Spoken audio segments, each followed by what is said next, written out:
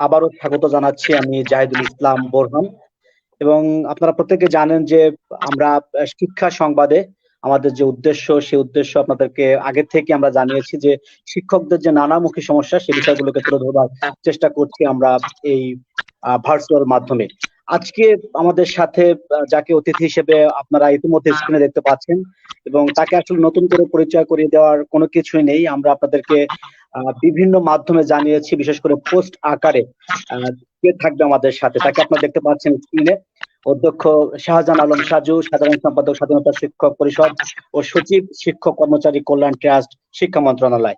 এবং শিক্ষক বান্ধব একজন নেতা হিসেবে যাকে আপনারা চিনে থাকেন, এবং বহু আন্দোলন সংগ্রামের সাক্ষী তিনি, এবং বহু অর্জনের সাক্ষী শিক্ষকদের ক্ষেত্রে আপনারা প্রত্যেকে জানেন সেই বিষয়টি। পর্যায়ক্রমে সেই বিষয়গুলো আমরা তুলে আনার চেষ্টা করব। স্যার, আপনাকে শিক্ষা সংবাদে স্বাগত জানাচ্ছি স্যার। আপনাকে ধন্যবাদ। সেই সাথে আমাদের যারা দেখছেন তাদেরকেও এবং শিক্ষা সংবাদের কলা কৌশলে যারা আছেন সবাইকে আমার ব্যক্তিগত পক্ষ থেকে এবং আমার সংগঠন স্বাধীনতা শিক্ষক পরিষদের পক্ষ থেকে আপনাদেরকে আমি ধন্যবাদ জানাই। স্যার, বর্তমান তো ক্রান্তিকাল অতিক্রম করছি, নট অনলি আমাদের কান্ট্রি, আমার মনে হয় যে সারা বিশ্বব্যাপী এই যে করোনার আক্রান্ত, কি অবস্থায় আসলে প্রত্যেকে কিন্তু আমরা শঙ্কার মধ্যে আছি স্যার। স্যার, আপনি কিভাবে জীবন যাপন কাটাচ্ছেন এবং কেমন আছেন এই দিক দিয়ে যদি আপনি বিবেচনা করেন, বিশেষ করে করোনার যে অবস্থা? আপনি যথার্থই বলেছেন। আসলে দেখুন, আজকে আমরা একটি বৈশ্বিক মহামারী করোনায় আমরা আজকে আক্রান্ত। আমরা নয়, সারা বিশ্ব আজকে করোনায় আক্রান্ত। এই করোনার মহামারী এমন একটি আতঙ্ক যেটা নাকি চোখে দেখা যায় না। এটার গতি প্রকৃতি ঘন্টায় ঘন্টায় পরিবর্তন হয়। এমন একটি অবস্থার মধ্যে দিয়ে আমরা অতিক্রান্ত করছি। আমরা 8ই মার্চ বাংলাদেশে প্রথম করোনা শনাক্ত হয় এবং 17 মার্চ থেকে এই করোনার জন্য সারা বাংলাদেশে শিক্ষা প্রতিষ্ঠান সহ সবকিছু বন্ধ করে দেওয়া হয়। ক্রমে ক্রমে সে করোনার থেকে আমরা আস্তে আস্তে বেরিয়ে আসছি। এখনো শিক্ষা প্রতিষ্ঠান খুলেনি, তবে ঔষধ আদালত খুলেছে। জীবনযাত্রা স্বাভাবিক হওয়ার জন্য সবাই চেষ্টা করছে। অর্থনৈতিক শাখাকে সচল করার জন্য সরকার বিভিন্ন উদ্যোগ গ্রহণ করেছে। এমন একটি অবস্থার মধ্যে দিয়ে আমি যেমন 3.5 মাস আমার এলাকায় ছিলাম, কন্টিনিউ আমি 3.5 এলাকায় ছিলাম। আমরা চেষ্টা করেছি জনগণের পাশে থাকার, শিক্ষকদের পাশে থাকার, শিক্ষার্থীদের পাশে থাকার। এটা আপনাদের মিডিয়ায় দেখে থাকবেন। আমি আমার ব্যক্তিগত তরফ থেকে আমার একটি ফাউন্ডেশন আছে, গভর্নমেন্ট রেজিস্টার্ড ফাউন্ডেশন, হাজার ফাউন্ডেশনের পক্ষ থেকে এবং স্বাধীনতা শিক্ষক পরিষদের পক্ষ থেকে আমরা চেষ্টা করেছি সারা বাংলাদেশের 64 জেলায় আমাদের সামর্থ্য অনুযায়ী কাজ করার জন্য, এবং আমরা সেটা যতটুকু সম্ভব চেষ্টা করেছি। তবে এমত অবস্থায় আমরা আশা করছি যে ধীরে ধীরে পরিস্থিতি আরো স্বাভাবিক হবে, শিক্ষা প্রতিষ্ঠান খুলে যাবে। এমন একটা মধ্য দিয়ে আমরা এ পর্যন্ত এসেছি। আমরা আমরা পরম করুণাময়ের কাছে আমরা রহমত কামনা করছি অনতি বিলম্বে সবকিছু স্বাভাবিক করে দিক। ইতিমধ্যে যারা করোনায় মৃত্যুবরণ করেছেন তাদেরকে আমরা তাদের প্রতি শোক প্রকাশ করছি। সারা বিশ্বব্যাপী যারা মারা গেছেন বা যারা এখন অসুস্থ আছেন তাদের সুস্থতা কামনা করছি। ধন্যবাদ। অবশ্যই স্যার, আমরা তেমনটি প্রত্যাশা করছি। যেভাবে আপনি বললেন, আসলে আমরা এভাবে আর ঘরের মধ্যে আবদ্ধ থাকতে চাই না, আমরা চাই আমাদের স্বাভাবিক জীবনে ফিরে আসার জন্য। স্যার, আরো একজন অতিথি আমাদের সাথে যুক্ত থাকার কথা, তাকে আমরা ইতিমধ্যে দেখতে পাচ্ছি এবং আমি চেষ্টা করছি তাকে স্ক্রিনে যুক্ত করবার জন্য। সাইদা পারভিন, সদস্য কেন্দ্র কমিটি এমপিওভুক্ত শিক্ষক বদলি বাস্তবায়ন কমিটি, তিনি যুক্ত হচ্ছেন আমাদের সাথে। ম্যাডাম, আপনাকে স্বাগত জানাচ্ছি শিক্ষা সংবাদে। ম্যাডাম, কেমন আছেন? আসসালামু আলাইকুম, ভালো আছি। একটু সাউন্ড ক্রিয়েট হচ্ছে স্যার। স্যার, একটু সাউন্ড ক্রিয়েট হচ্ছে ওই প্রান্ত থেকে। আমার এখানে ইকো হচ্ছে কথাগুলো। জি স্যার, আমার এখানে তো হওয়ার কথা। Hello hello, testing, hello. হ্যাঁ ম্যাডাম কেমন আছেন? এবং আমরা গতকাল আমাদের যে জাতীয় শোক দিবস এবং জাতির জনক বঙ্গবন্ধু শেখ মুজিবুর রহমানের শাহাদত বার্ষিকী, যে আমি শুনতে পাচ্ছি। আপনি শুনতে পাচ্ছেন না আমাকে স্যার? আমি হ্যাঁ, এবার শুনতে পাচ্ছেন স্যার? আমি শুনতে পাচ্ছি না। আমি স্যার আপনাকে শুনতে পাচ্ছি, আমি আপনাকে শুনতে পাচ্ছি স্যার, আমি আপনাকে শুনতে পাচ্ছি স্যার। এবার দেখতে পাচ্ছি কিন্তু শুনতে পাচ্ছি না। দুজনের কেউ শুনতে পাচ্ছেন না আমাকে?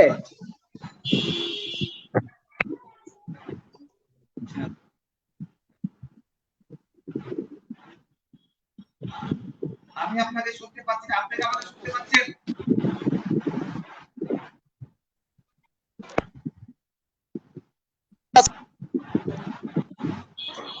হ্যালো,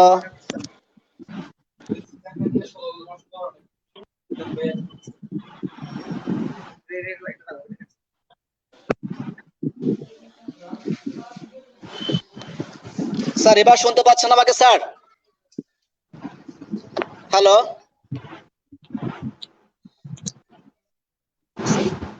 স্যার, এবার শুনতে পাচ্ছেন? হ্যাঁ শুনতে পাচ্ছি। হ্যালো, জি স্যার। আমি শুনতে পাচ্ছি স্যার আমরা গতকাল জাতীয় শোক দিবস তথা জাতির জনক বঙ্গবন্ধু শেখ মুজিবুর রহমানের ৪৫তম শাহাদত বার্ষিকী যথাযোগ্য মর্যাদার সাথে দেশব্যাপী উদযাপন করেছি স্যার। আমরা এই শোকের মাসকে সত্যি আমাদের শক্তিতে পরিণত করে আমাদের দেশ গঠনের ক্ষেত্রে আমরা প্রত্যেকে এগিয়ে যাব, যেমনটি জননেত্রী জাতির জনকের কন্যা মাননীয় প্রধানমন্ত্রী তিনি এগিয়ে যাচ্ছেন। স্যার আপনি জানেন, আমার চেয়ে তো অনেক বেশি জানেন স্যার, কেননা আপনি দীর্ঘদিনের আন্দোলন সংগ্রামের সাক্ষী শিক্ষকদের ক্ষেত্রে, এবং আপনি মাঠ পর্যায় থেকে উঠে আসে একজন নেতা, সুতরাং আপনার অনেক কিছুই জানা শিক্ষকরা কোন ধরনের বৈষম্যের শিকার হচ্ছে। তারপরেও স্যার আমি একটু একটু করে আপনার কাছে জানতে চাইবো স্যার, বিশেষ করে প্রথমে টক অফ দ্য কান্ট্রি বর্তমান সময় আপনি জানেন যে বদলির বিষয়টি অত্যন্ত গুরুত্বপূর্ণ ইস্যু হয়ে দাঁড়িয়েছে স্যার। স্যার মানে একটি বিষয় নীতিমালায় থাকবে কিন্তু তার বাস্তবায়ন হবে না স্যার, এটিকে আপনি কিভাবে বিশ্লেষণ করবেন? এবং শিক্ষকদের জন্য, বিশেষ করে বেসরকারি শিক্ষকদের জন্য বদলি কতটা জরুরি বলে আপনি মনে করছেন স্যার? ধন্যবাদ। আপনি যেটা বলেছেন যে গতকাল আমাদের জাতির জনক সর্বকালের বাঙালি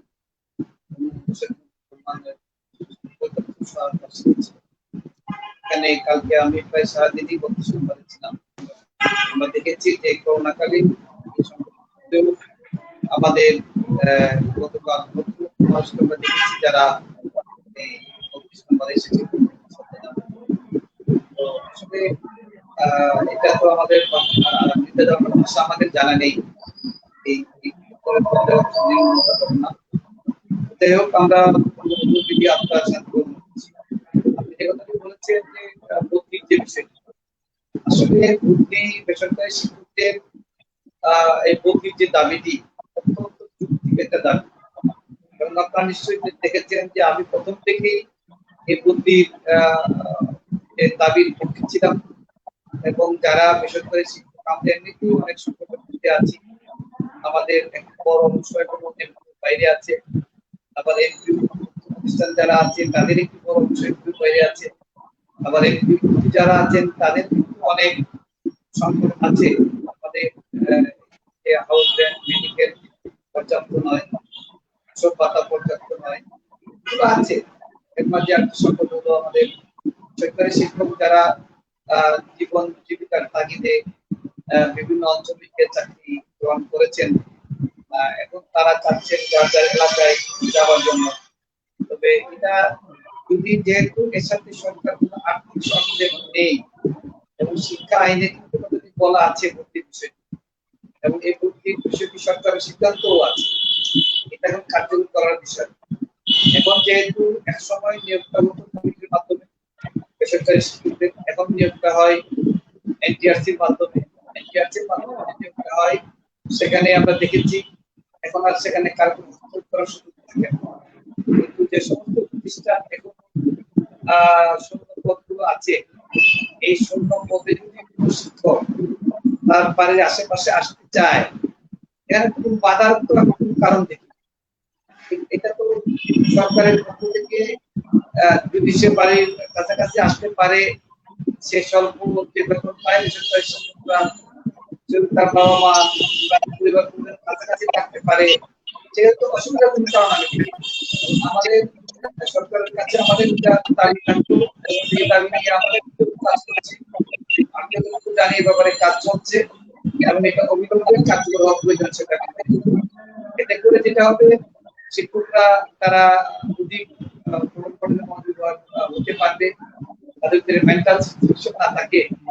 একজনের বাড়ি মনে করেন রাজশাহী, তিনি হয়তো তার মানে পেটের তাগিদে চাকরি করতে জেলায়, হতে পারে সেটা রাঙ্গামাটি, হতে পারে দুর্গম এলাকায়।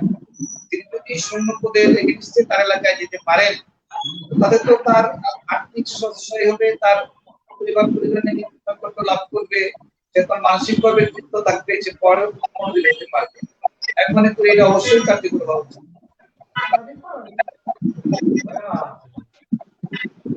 স্যার তার কিছু সাউন্ড, তার গাড়ির শব্দ মানে বারবার, মানে হর্নের শব্দ শুনতে পাচ্ছি বারবার। তারপরেও আমার মনে হয় যে আমরা এটাকে কন্টিনিউ করতে চাই। স্যার আপনি জানেন যে কয়েকটি, আমি আসলে অবাক হয়েছি যে বদলির জন্য শিক্ষকরা কতটা উদ্গ্রীব এবং কতটা আকাঙ্ক্ষিত, তাদের মনের মধ্যে কতটা আকাঙ্ক্ষা, বদলি না থাকার কারণে কত ধরনের সমস্যার মধ্যে তারা জর্জরিত। এর আগে কয়েকটি শোতে ম্যাডামরা তারা যুক্ত হয়েছে এবং তাদের যে কান্না, আমার মনে হয় আপনি দেখেছেন কিনা জানি না, যে তাদের অনেকের সংসার ভেঙে যাচ্ছে, অনেকের বাবা মার সেবা করতে পারছে না, হাজবেন্ডের কাছে থাকতে পারছে না, হাজবেন্ডরা তাদের মানে পুরুষ শিক্ষক যারা আছে তাদের ছেলে মেয়েকে লালন পালন করতে পারছে না। এই সমস্যাগুলো কিন্তু স্যার অনেক দিন ধরেই, কিন্তু আমার কথা হচ্ছে যে বদলিতে কোনো যারা আন্দোলন করছেন তারা কিন্তু কোনো অর্থ চাচ্ছেন না, এবং আপনি এটাও জানেন যে বদলি কিন্তু নীতিমালার মধ্যে আছে। সুতরাং গভর্নমেন্ট প্রয়োজন মনে করছে বলেই কিন্তু নীতিমালার মধ্যে রেখেছে, কিন্তু বাস্তবায়ন কেন করছে না স্যার? এখানে কোনো প্রতিবন্ধকতা কি আপনি দেখতে পাচ্ছেন স্যার? সেটাই প্রশ্ন, বাস্তবায়ন হচ্ছে না, কারণ এটা আসলে আমলানির্ভর। আমলাতান্ত্রিক যে ব্যবস্থায়, সমাজ ব্যবস্থায় এই সমস্যাগুলো হয়। তো এই বিষয়গুলো নিয়ে আমরা কাজ করছি, এবং এই বিষয় নয়, আমি এটুকু বলতে পারি, বর্তমান যিনি শিক্ষামন্ত্রী আছেন তিনি একজন শুধু শিক্ষামন্ত্রী নন, তিনি আওয়ামী লীগ পাওয়ার পার্টি আওয়ামী লীগের সাধারণ সম্পাদক। তিনি কিন্তু একজন শিক্ষকের সন্তান। বর্তমান শিক্ষামন্ত্রী দীপুমণি, ডাক্তার দীপুমণি, তার মা কিন্তু শিক্ষক ছিলেন, তার বাবা একজন আওয়ামী লীগের প্রতিষ্ঠাকালীন একজন নেতা ছিলেন এবং ব্যক্তিত্ব ছিলেন। সেই পরিবার থেকে উঠে আসা কিন্তু তিনি এই বিষয়গুলোকে অ্যাড্রেস করেছেন। আপনারা দেখেছেন ইতিমধ্যে অনুপাত প্রথা নিয়েও আমরা কথা বলেছি, এবং আমার সংগঠন থেকে 2 জন এই কমিটিতে মেম্বার আছেন, তারা সেখানে কথা বলেছেন, আমরা কথা বলেছি। তাই নয়, আমাদের বিভিন্ন যে অসুবিধাগুলো আছে বেসরকারি শিক্ষকদের আর্থিক সমস্যাগুলো সহ এগুলো নিয়ে কিন্তু আমরা কাজ করছি। আপনারা জানেন স্বাধীনতা শিক্ষক পরিষদ আমরা 9 দফা দাবি প্রস্তাবনা দিয়েছি মাননীয় প্রধানমন্ত্রী। জি স্যার, জি স্যার। এই 9 দফা যদি আপনি গভর্নমেন্ট আমলে নেয়, সেখানে কিন্তু জাতীয়করণ সহ আমরা বলেছি যে সংকট সমাধানের কোন জায়গায় হলো জাতীয়করণ। আজকে বিষয়টা শিক্ষকরা শুধু বুদ্ধি নয়, অনেক সমস্যায় তারা জড়িত আছে। এই সমস্যাগুলো সমাধান করতে জাতীয়করণ, সেদিকে আমরা কাজ করছি। এবং আমি এটুকু বলতে পারি যে হয়তো আমরা বেশি দূরে নাই, আমরা খুব ভালো সংবাদ আমরা পেতে যাচ্ছি। ইনশাল্লাহ, ইনশাল্লাহ স্যার। স্যার আমি জানি যে এদেশে যত কিছু অর্জন, যা কিছু অর্জন, সেই অর্জনগুলো কিন্তু আমরা জানি বাংলাদেশ আওয়ামী লীগ তথা যদি শুরু থেকে আপনি শুরু করেন, জাতির জনকের কথা বলতে হবে, তারপরে জাতির জনকের কন্যা বর্তমান প্রধানমন্ত্রী, তিনি যতগুলো মেগা প্রকল্প আছে এবং যেগুলো বড় বড় কাজ বাংলাদেশের জাতীয় ক্ষেত্রে যদি আপনি বলেন, সেখানে তার অর্জন সবচেয়ে বেশি, এবং তিনি পদক্ষেপগুলো নেওয়ার সাহসিকতা দেখান। এবং আপনি সেরকম একটি সংগঠনেরই পতাকা তলে আপনি সামিল হয়ে আন্দোলন সংগ্রামে আপনি যুক্ত ছিলেন, সুতরাং আপনার কাছে কিন্তু প্রত্যাশা শিক্ষক সমাজের অনেক বেশি। স্যার, শিক্ষকদের অনেক দাবির মধ্যে একটি দাবি হচ্ছে 5:2 প্রথা, বিশেষ করে প্রভাষকদের ক্ষেত্রে। স্যার এই বিষয়টি নিয়ে স্যার আপনি কি বলবেন? আসলে কি এটি মানে এটা কতটুকু ন্যায় বিচার একজন প্রভাষকের জন্য? আমি তো আপনাকে এর আগে প্রথমেই বললাম যে আমরা অনেক সংকটের মধ্যে আছি, শিক্ষকরা অনেকগুলো সংকটের মধ্যে আছি। আপনি দেখুন, একটি দেশ স্বাধীন হলো 50 বছর, 50 বছর আমরা দেশ স্বাধীন হলাম। 50 বছরে আওয়ামী লীগ ক্ষমতায় ছিল কত বছর? 71 থেকে 75, 3.5 বছর, তাই তো? 96 থেকে 2001, 5 বছর। 2009 থেকে আজকে 2020, 11 বছর। 11/5 16, 16 আর হলো 3.5, এই তো। এই বাকি জি, স্যার। বাকি কারা ক্ষমতায় ছিল? বাকি সময় তো আওয়ামী লীগ ক্ষমতার বাইরে ছিল। আজকে জি, যে স্যার। সংকট তো আওয়ামী লীগ সৃষ্টি করে নাই, বরং আওয়ামী লীগ সংকটগুলো সমাধানের চেষ্টা করছে। আপনি চেষ্টা দেখুন, করছে। আজকে যদি আমরা হিসাব করি, কাগজ কলম নিয়ে আসুন, আমি ওপেন চ্যালেঞ্জ করছি। অনেকেই আমাদেরকে শুনছেন, আপনার এই শিক্ষা সংবাদের মাধ্যমে আমি দেখছি স্ক্রিনে অনেকগুলো দাবি কথা আসছে, আমাকে যারা শুনছেন আমি সবাইকে চ্যালেঞ্জ করে বলছি, আমার সাথে আসুন, যদি কেউ ডিবেট করতে চান সামনাসামনি বসুন, খাতা কলম নিয়ে আসুন, আমি প্রমাণ করে দেব গত 11 বছরের শিক্ষার যে অর্জন, এর আগে 40 বছরের যে অর্জন, 11 বছরে কিন্তু অর্জনটা বেশি হবে। এখন যদি আপনি আমাকে প্রশ্ন করেন যে অর্জনগুলো কি, বলতে গেলে অনেক সময় লাগবে। শুধু যদি আমি প্রধান অর্জনগুলোর কথা বলি, এই সরকারের সময় আপনি দেখুন আমরা 20% মহার্ঘ ভাতা পেয়েছিলাম। যখন আওয়ামী লীগ সরকার ক্ষমতায়, সম্ভবত সেটা 12 সালের নির্বাচনের আগে, আমাদেরকে 20% মহার্ঘ ভাতার কথা সিদ্ধান্ত দেওয়া হলো সরকারি কর্মচারীদের। যেহেতু আমি কল্যাণ ট্রাস্টের সচিব, আমার বোর্ডে কিন্তু অর্থ মন্ত্রণালয়ের প্রতিনিধি থাকে, সংস্থাপন মন্ত্রণালয়ের প্রতিনিধি থাকে, শিক্ষা মন্ত্রণালয়ের সচিব কিন্তু সভাপতি করেন। আমাকে অর্থ মন্ত্রণালয়ের প্রতিনিধি বললেন যে সাহেব 20% মহার্ঘ ভাতা হচ্ছে, আপনারা কিন্তু পাচ্ছেন না। 20 লক্ষ সরকারি কর্মকর্তা পাচ্ছে, আপনারা কিন্তু পাচ্ছেন না। আমি তো অনেক খবর পেয়ে আমি সরাসরি প্রধানমন্ত্রীর দেখা করলাম। আমি বললাম, জি, মাননীয় স্যার। প্রধানমন্ত্রী, আপনি 20% মহার্ঘ ভাতা দিচ্ছেন, আমাদের শিক্ষকদের অবস্থাটা কোথায়? আমি শুনলাম আমাদের নাকি 5 লক্ষ আমরা শিক্ষক, আমরা সবচেয়ে বড় পেশাজীবী অংশ, আমরা নাকি বাদ করছি। তখন মানে মাননীয় প্রধানমন্ত্রী বলছিলেন, এত অর্থ মন্ত্রণালয়ের ব্যাপারে আপত্তি আছে, 5 লক্ষ শিক্ষক। আমি বললাম যে আপা, এই অর্থ মন্ত্রণালয় আপত্তি, ক্ষমতা কি প্রধানমন্ত্রী বেশি না অর্থমন্ত্রী বেশি? আপনি তো প্রধানমন্ত্রী, জাতীয় জনকের কন্যা, আপনি যে জি। দেশের প্রধানমন্ত্রী, আমার শিক্ষকরা একটু বঞ্চিত বিধান বিশ্বাস করি না। প্রধানমন্ত্রী হাসছেন। যেহেতু আমরা ছাত্রলীগ করতাম, ছাত্রলীগ তো আজ থেকে না, ক্লাস 8 থেকে ছাত্রলীগ করি। আমার রাজনৈতিক বয়স এখন 40 বছর। ছাত্রলীগের ইউনিভার্সিটি ফাউন্ডার প্রেসিডেন্ট ছিলাম, 3 বার প্রেসিডেন্ট ছিলাম, সেন্ট্রাল কমিটির 2 বার মেম্বার ছিলাম, আমি সেন্ট্রাল কমিটির 1st জয়েন্ট সেক্রেটারি ছিলাম, আমি সেন্ট্রাল কমিটির ভাইস প্রেসিডেন্ট ছিলাম। এই থেকে আমি আওয়ামী লীগ সেন্ট্রাল আওয়ামী লীগের অ্যাসিস্ট্যান্ট সেক্রেটারি ছিলাম, শিক্ষা কমিটির মেম্বার ছিলাম। তো এইসব কারণে তো আমরা মাননীয় প্রধানমন্ত্রীকে ছোটবেলা থেকে কাছে যাওয়ার সুযোগ হয়েছে, বিধায় আমরা কথা বলতে সাহস পাই। আমি বললাম যে আপা, আমরা শিক্ষকরা কিন্তু বিষয়ের মূল কাজটা করি, লিস্টে নাম ঘুরতে রেজাল্ট করি, আমাদেরকে বাদ দিয়ে যদি আপনি এটা করেন, আমাদের তো বঞ্চিত হয়ে গেলাম।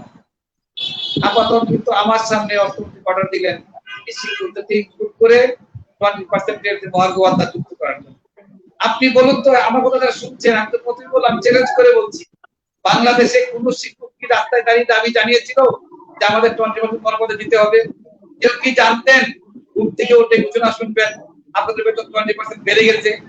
এখন তো অনেক নেতা, আজকে ফেসবুকের মাধ্যমে নেতার অভাব নাই, সংগঠনের অভাব নাই, মনে চাইলো 2 জন মিলে একটা কমিটি করে ফেললাম, ফেসবুকে দিয়ে দিলাম, সমিতি আবার ব্রেকেট এই মুখ তুমুখ সংগঠন হয়ে গেল, ফেসবুকে যা খুশি তাই লিখে ফেললাম, যা মন চায় তাই বললাম, ভালো মন্দ বিচার করলাম না, সত্যকে যাচাই করলাম না।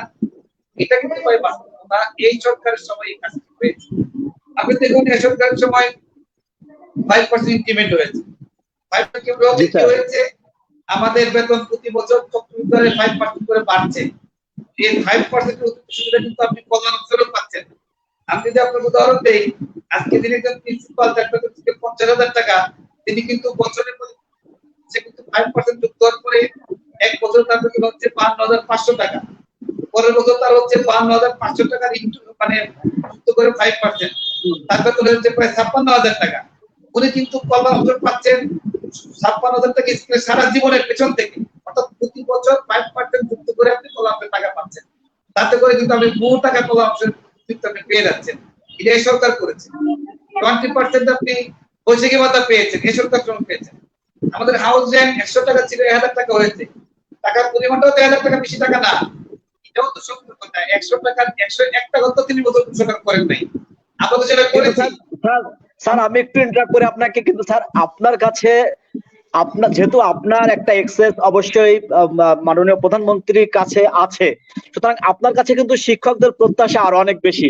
অনেক শিক্ষক অবশ্যই। অনেকে বিভিন্ন সময়, স্যার আপনি একটি ব্যাখ্যা দিয়েছেন এবং অপব্যাখ্যার ব্যাখ্যা আপনি দিয়েছেন, যে অপব্যাখ্যাটি বিভিন্ন জন দেওয়ার চেষ্টা করেছেন যে কল্যাণ ট্রাস্টে যে টাকার বিষয়টি 1 থেকে 9 বছর অর্থাৎ 10 বছর পূর্ণ না হলে তিনি কোনো টাকা পাবেন না, এরকম একটি বিষয় কিন্তু বিভিন্ন পত্র পত্রিকা বিভিন্ন অনলাইনে মিডিয়াতে আমরা শুনতে পেয়েছি, কিন্তু এর ব্যাখ্যা আপনি দিয়েছেন। তারপরে শিক্ষকদের একটি প্রশ্ন কিন্তু আছে স্যার, সেটি হচ্ছে আগে 6% কর্তনের কারণে যে টাকাটা শিক্ষকরা পেত, এখন 4% অতিরিক্ত কর্তন করার কারণে অতিরিক্ত কোনো মাসের টাকা কি এর সাথে যুক্ত হবে কিনা বা অতিরিক্ত কোনো টাকা পাবে কিনা স্যার, এই বিষয়টি নিশ্চয়ই আপনি ব্যাখ্যা দিবেন স্যার। আপনি একটি গুরুত্বপূর্ণ বিষয় এখানে এনেছেন। দেখুন, জি স্যার। কল্যাণ ট্রাস্টের আইনে কিন্তু বলা আছে যে একজন শিক্ষক, পার্লামেন্টে যে আইনটি দ্বারা কল্যাণ ট্রাস্ট গঠিত হয় 1990 সালের 28 এই আইনে বলা আছে একজন শিক্ষক, এই কল্যাণ ট্রাস্টের আইনটা যে তৈরি হয়েছিল 90 সালের 28 সেখানে বলা আছে প্রবিধান দ্বারা নির্ধারিত চাঁদা শিক্ষকরা প্রদান করবেন, এবং সেই চাঁদাটা কিন্তু ম্যান্ডেটরি না, অর্থাৎ আপনি চাইলে দিলে সুবিধা পাবেন, না চাইলে আপনি সুবিধা পাবেন। এখানে বলা আছে, প্রবিধানে বলা আছে তার বেতনে 2% তখন ছিল, এখন সেটা হয়েছে 4%। 4% কেন হয়েছে? জি স্যার। দেখুন, এটা আমাদের না জানার ফলে কিন্তু বিভ্রান্তিগুলো সৃষ্টি হয়। আপনি দেখুন, কল্যাণ ট্রাস্টের আইনে বলা আছে সর্বশেষ স্কেলে আপনাকে পে করতে হবে। আপনি যে টাকা বেতন পান সেই বেতনে আপনি সর্বশেষ যে স্কেলটা পান সেই স্কেল থেকে আপনাকে যত বছর চাকরি তত মাসের সমপরিমাণ টাকা আপনি পাবেন 90 সাল থেকে। এখন প্রশ্ন হলো, স্কেল যখন তো এক জায়গায় থাকে না, এই সরকার আওয়ামী লীগ সরকার ক্ষমতার পর দুইবার স্কেল চেঞ্জ হয়েছে। 2009 সালে হয়েছে একবার, 15 সালে হয়েছে একবার।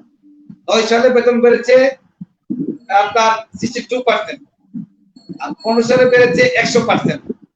এখন মনে করেন আপনি একজন মাস্টার, আপনার স্কেল 29,000 টাকা, একজন কলেজের প্রিন্সিপাল তার স্কেল 50,000 টাকা। একজন কলেজের প্রিন্সিপাল 15 সালের 30 জুন অর্থাৎ আগের স্কেল যদি অক্ষরে যান, তিনি পেতেন কল্যাণ অক্ষর মিলাইয়ে 22 থেকে 23 লক্ষ টাকা।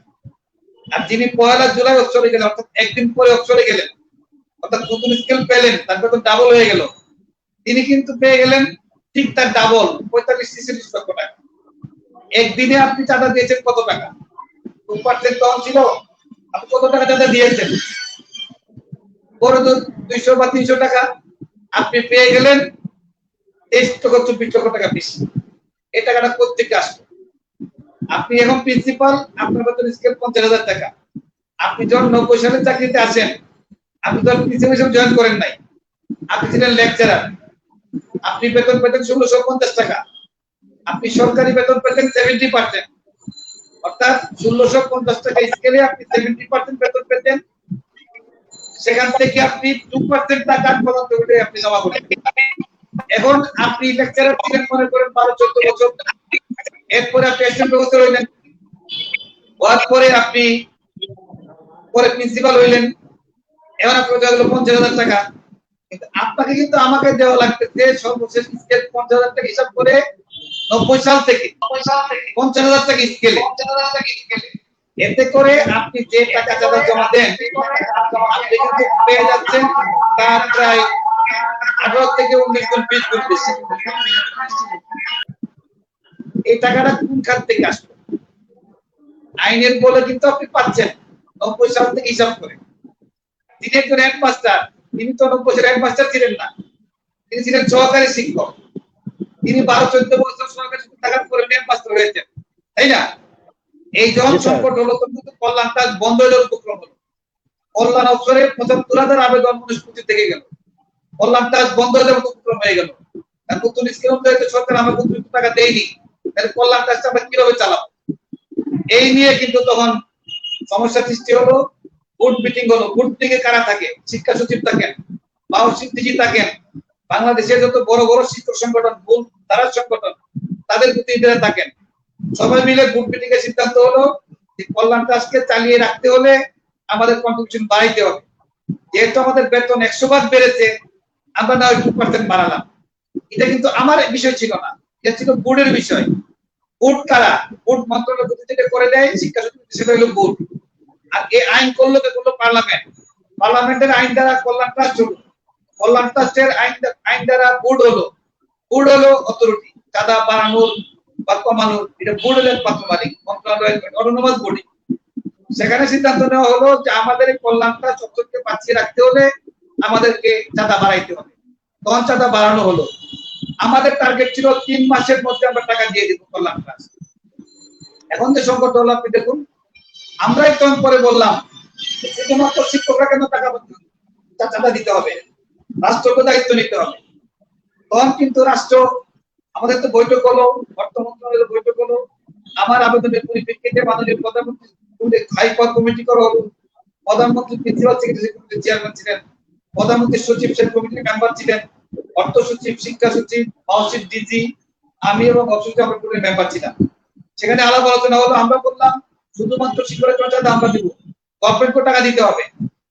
তখন কিন্তু এই গভর্নমেন্ট থেকে 16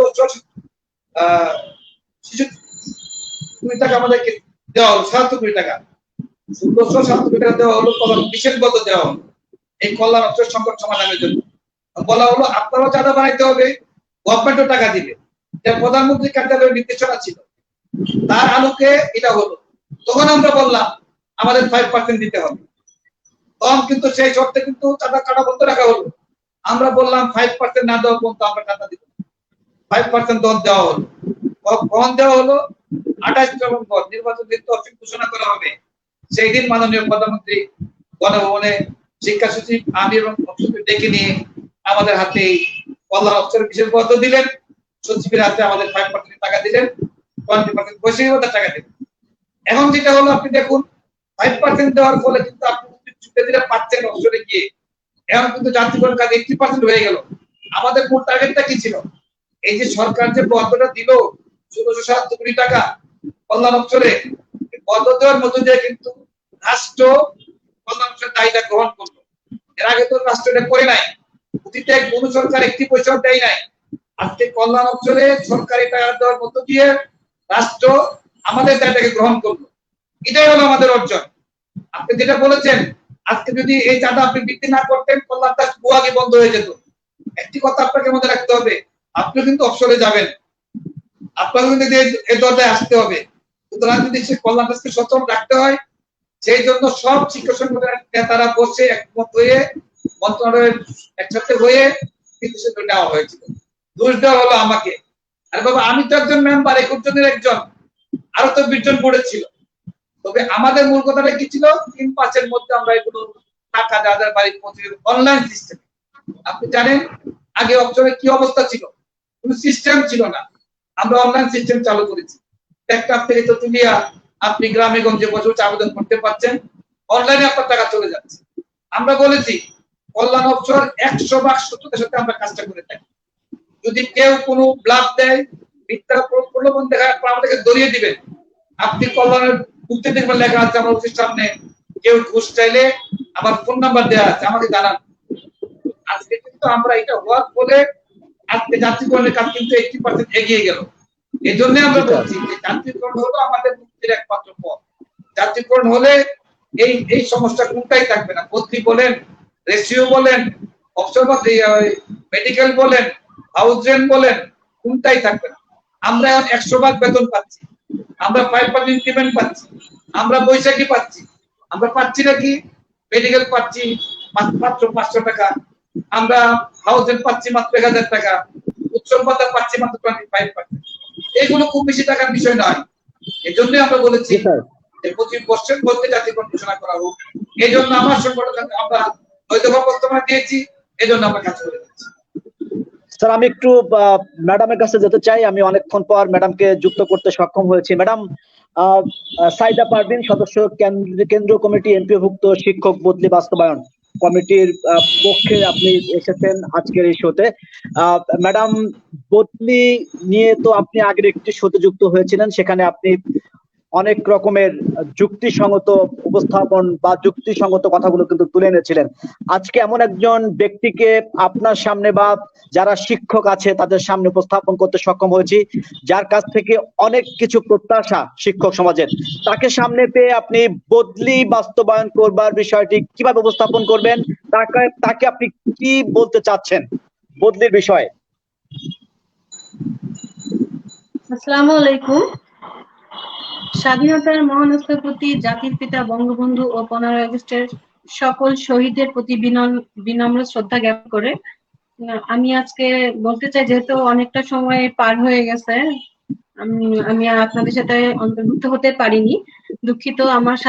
আজকে আমাদের সাথে আছেন প্রিয় নেতা, জাতীয়করণ আন্দোলনের খুব গুরুত্বপূর্ণ ভূমিকা যিনি রাখছেন, শ্রদ্ধেয় সাবু স্যার। ওনার প্রতি আমার শ্রদ্ধা এবং সালাম রইল। স্যারের অনেক গুরুত্বপূর্ণ বক্তব্য দিলেন, দুঃখিত আমি এটা শুনতে পারিনি। যাই হোক, আমার কাছে জানতে চাওয়া হয়েছে বদলির প্রয়োজনীয়তাটা। আসলে আমরা এত কথা গতবার কিন্তু মহিলা শিক্ষক বিষয়ের আমি কিছু বক্তব্য করেছিলাম, আজকে আমি শিক্ষক সম্পর্কে কিছু বলতে চাই। আসলে পুরুষ মহিলা শিক্ষক বলে কোনো কথা নয়, শিক্ষক সমাজ আজ কেন বদলি চাই বলে এত আন্দোলন করছে, আমি সাজু স্যারকে কিছুটা জানাতে চাই, সাথে আমার অন্যান্য শিক্ষকরা তাদেরকেও আমি জানাতে চাচ্ছি। ইদানিং আমরা কিন্তু পেপার পত্রিকাতে প্রায় দেখতে পাচ্ছি যে ম্যানেজিং কমিটির রোশনালে পড়ে একজন শিক্ষক আত্মহত্যা করেছেন। কয়েকদিন আগে ফেসবুকে দেখলাম যে একজন শিক্ষক তার উপর হওয়া বঞ্চনার কথা বলতে বলতে মৃত্যুর কোলে ঢুলে পড়ছেন। আর ইদানিং কিন্তু একটা ঘটনা খুব আলোড়ন সৃষ্টি করেছে, সেটা সম্প্রতি মানে বহু প্রচারিত যে ডেইলি স্টার পত্রিকা এবং ডিবিসি নিউজ চ্যানেলে এটা শিক্ষা সংবাদও প্রচার করেছে যে রাজশাহীর একজন শিক্ষক, উনি 2019 সালে এনটিআরসি এর কর্তৃক নিয়োগপ্রাপ্ত হওয়ার পরেও আজ ওনার প্রধান শিক্ষক এবং ম্যানেজিং কমিটির সভাপতি ওনার কাছে চাঁদা দাবি করেন এবং সেটা দিতে না পারায় ওনাকে বরখাস্ত করার ব্যবস্থা করছেন, কিন্তু সেটা তো আপাতত পারছেন না, কিন্তু ওনার জীবনটা দুর্বিষহ করে ফেলছে। চিন্তা করেন স্বাভাবিক দৃষ্টিতে যে বদলি যদি থাকতো তাহলে একজন প্রধান শিক্ষক কখনো টিচারের পরে এতটা অত্যাচার কি করতে পারতো? কখনোই না। আমাদের প্রথমেই বুঝতে হবে যে শিক্ষা প্রতিষ্ঠানের মূল উদ্দেশ্যটা কি। সবাই এক বাক্যে আমরা স্বীকার করব যে মানসম্মত শিক্ষাদান। এখন মানসম্মত এই বিষয়ের সাথে কিন্তু অনেকগুলো বিষয় নিবিড়ভাবে জড়িত, যেমন শিক্ষকদের মানসিক প্রশান্তি, একটা নিরপেক্ষ ও দলীয় মুক্ত শিক্ষা ব্যবস্থা। লক্ষ্য করলে দেখা যায় অধিকাংশ শিক্ষা প্রতিষ্ঠানে এসবের কোনো না কোনো একদিকে ঘাটতি আছে। বিশেষ করে নিরপেক্ষ ও দলীয় মুক্ত শিক্ষা ব্যবস্থার কথা কে না জানে। এসবের কারণে একজন শিক্ষকের মানসিকতা ভালো থাকলেও ধীরে ধীরে ওই পরিবেশে টিকে থাকার উপযোগী হয়ে গড়ে ওঠে, মানে উপযোগী হয় না, সে নিজেকে পরিবেশের সাথে খাপ খাওয়াতে পারে না, শিক্ষার্থীদের মন উজাড় করে তার লেখাপড়া করতে পারে না। আমরা জানি যে এখন সৃজনশীল যুগ, সৃজনশীলতা তৈরি করতে একটা শিক্ষার্থীকে, একজন শিক্ষককে কিন্তু অনেক পরিশ্রম করতে হয়। মানসিক অশান্তি নিয়ে কখনো কিন্তু একজন শিক্ষার্থীকে সৃজনশীলতা আমরা ওদের দেখাতেই পারবো না, সৃজনশীল ভাবে তৈরি করতেই পারবো না। এ তো গেল পত্রিকার কথা, এমন হাজার হাজার ঘটনা আছে যেটা শুধু পত্রিকায় কিন্তু লেখা যায় না। আপনারা কি কখনো শুনেছেন কোনো মা বা বাবা তার সন্তানকে নিয়ে মিথ্যা কথা বলে, অসুস্থতার কথা বলে কখনো বিদ্যালয়ে ছুটির দরখাস্ত করেছে? কিন্তু এমনও আছে, আমরা শুনি যে মানে হিংসার বশবর্তী হয়ে কিছু কিছু শিক্ষক বলে যে না, ওর বাচ্চা অসুস্থ হয়নি স্যার, ওকে ছুটি দেওয়া যাবে না, ও মিথ্যা কথা বলছে। চিন্তা করুন, পৃথিবীতে এমন কোনো বাবা মা এখনো হননি যে অন্তত নিজের সন্তানকে নিয়ে মিথ্যা কথা বলতে পারেন। এইসব কথা কারা বলে? যারা নিজেরাই মিথ্যা দিয়ে তৈরি। এগুলো বঞ্চনা কিন্তু সৃষ্টি হয় শিক্ষা প্রতিষ্ঠানে। ডাক্তার একটা মহান পেশা, আর সেই ডাক্তারদের মধ্যেই সাবরিনার মতন, শাহেদের মতন মানুষ যখন পাওয়া যায়, শিক্ষা প্রতিষ্ঠানেও কিন্তু শিক্ষকদের মধ্যেও এরকম শিক্ষক নামধারী কিছু মানুষ আছেন যাদের অত্যাচারের কিন্তু আজ এতগুলো শিক্ষক বদলি চাই করে আর্তনাদ করছেন। এটা অনেকে হয়তো বুঝে উঠতে পারছেন না, কারণ নীতিমালা যারা প্রণয়ন করেন ওনারা কিন্তু কিছুটা হলে বুঝতে পেরেছেন যে বদলি প্রয়োজনীয়তার কতটা একটু, কিন্তু এটা কেন যে বাস্তবায়ন হচ্ছে না সেটা আমি নিজেও বুঝতে পারছি না, আমি সহ অনেক শিক্ষক আমরা বুঝতে পারছি না। আমি আশা করি যদি বদলি প্রয়োজনীয়তাটা আমরা সঠিকভাবে উপলব্ধি করতে পারি। আর আমাদের সাথে আছেন শ্রদ্ধেয় সাধু স্যার, উনি যেহেতু সরকারের কাছাকাছি থাকার সুযোগ ওনার হয়ে থাকে, উনি যদি একটু আমাদের দিকে আন্তরিক দৃষ্টি দিয়ে এই প্রয়োজনীয়তাটা যদি প্রধানমন্ত্রীর কাছে তুলে ধরতে পারেন, আমরা মনে করি এই মানে যে শিকল, আমরা যে পরাধীনতার শিকল করে আছি এখান থেকে ইতিমধ্যে সাধু স্যার তার যে 9 দফা দাবি তিনি তুলেছেন, সেই 9 দফা দাবির মধ্যে কিন্তু বদলির বিষয়টি উল্লেখ করেছেন এবং তিনি বদলির বিষয়টি নিয়ে কাজ করছেন, সেটি আমরা তার কাছ থেকেও শুনেছি এবং আমরা জেনেছি বিষয়টি। সুতরাং আমার মনে হয় যে বর্তমান সময়ে তার একটি কথা বলেছেন যে অনেকেই নেতা হওয়ার দৌড়ে তারা এগিয়ে যাওয়ার চেষ্টা করছেন বিভিন্ন সোশ্যাল মিডিয়ার মাধ্যমে। আসলে নেতা হতে গেলে তো আপনার কর্মকাণ্ড, আপনার কিছু বাস্তবায়ন দেখাতে হবে যে না আমি এই কাজগুলো করে দেখাতে পেরেছি। সুতরাং এই বিষয়গুলো যদি প্রুভেন না হয় তাহলে তো আপনি নেতা হতে পারবেন না। তো সেক্ষেত্রে আমার মনে হয় যে সাধু স্যার তিনি চেষ্টা করছেন এবং তিনি যে বিষয়গুলোকে নিয়ে কাজ করেন সে বিষয়ে তিনি সফল হন, এটি কিন্তু অতীত রেকর্ড। সুতরাং আমরা প্রত্যাশা করছি আপনি যেমনটি প্রত্যাশা করছেন যে বদলি সাধু স্যারের নেতৃত্বে এবং সাধু স্যারের মাধ্যমে সেটা আদায় হবে, সেটা আমরা বিশ্বাস করি। Madam please carry on. আসলে কানেকশন ছিল না, তো আমি তো স্যারের কোনো মানে এত মূল্যবান কথা বলেছেন আমি তো শুনতেই পারিনি।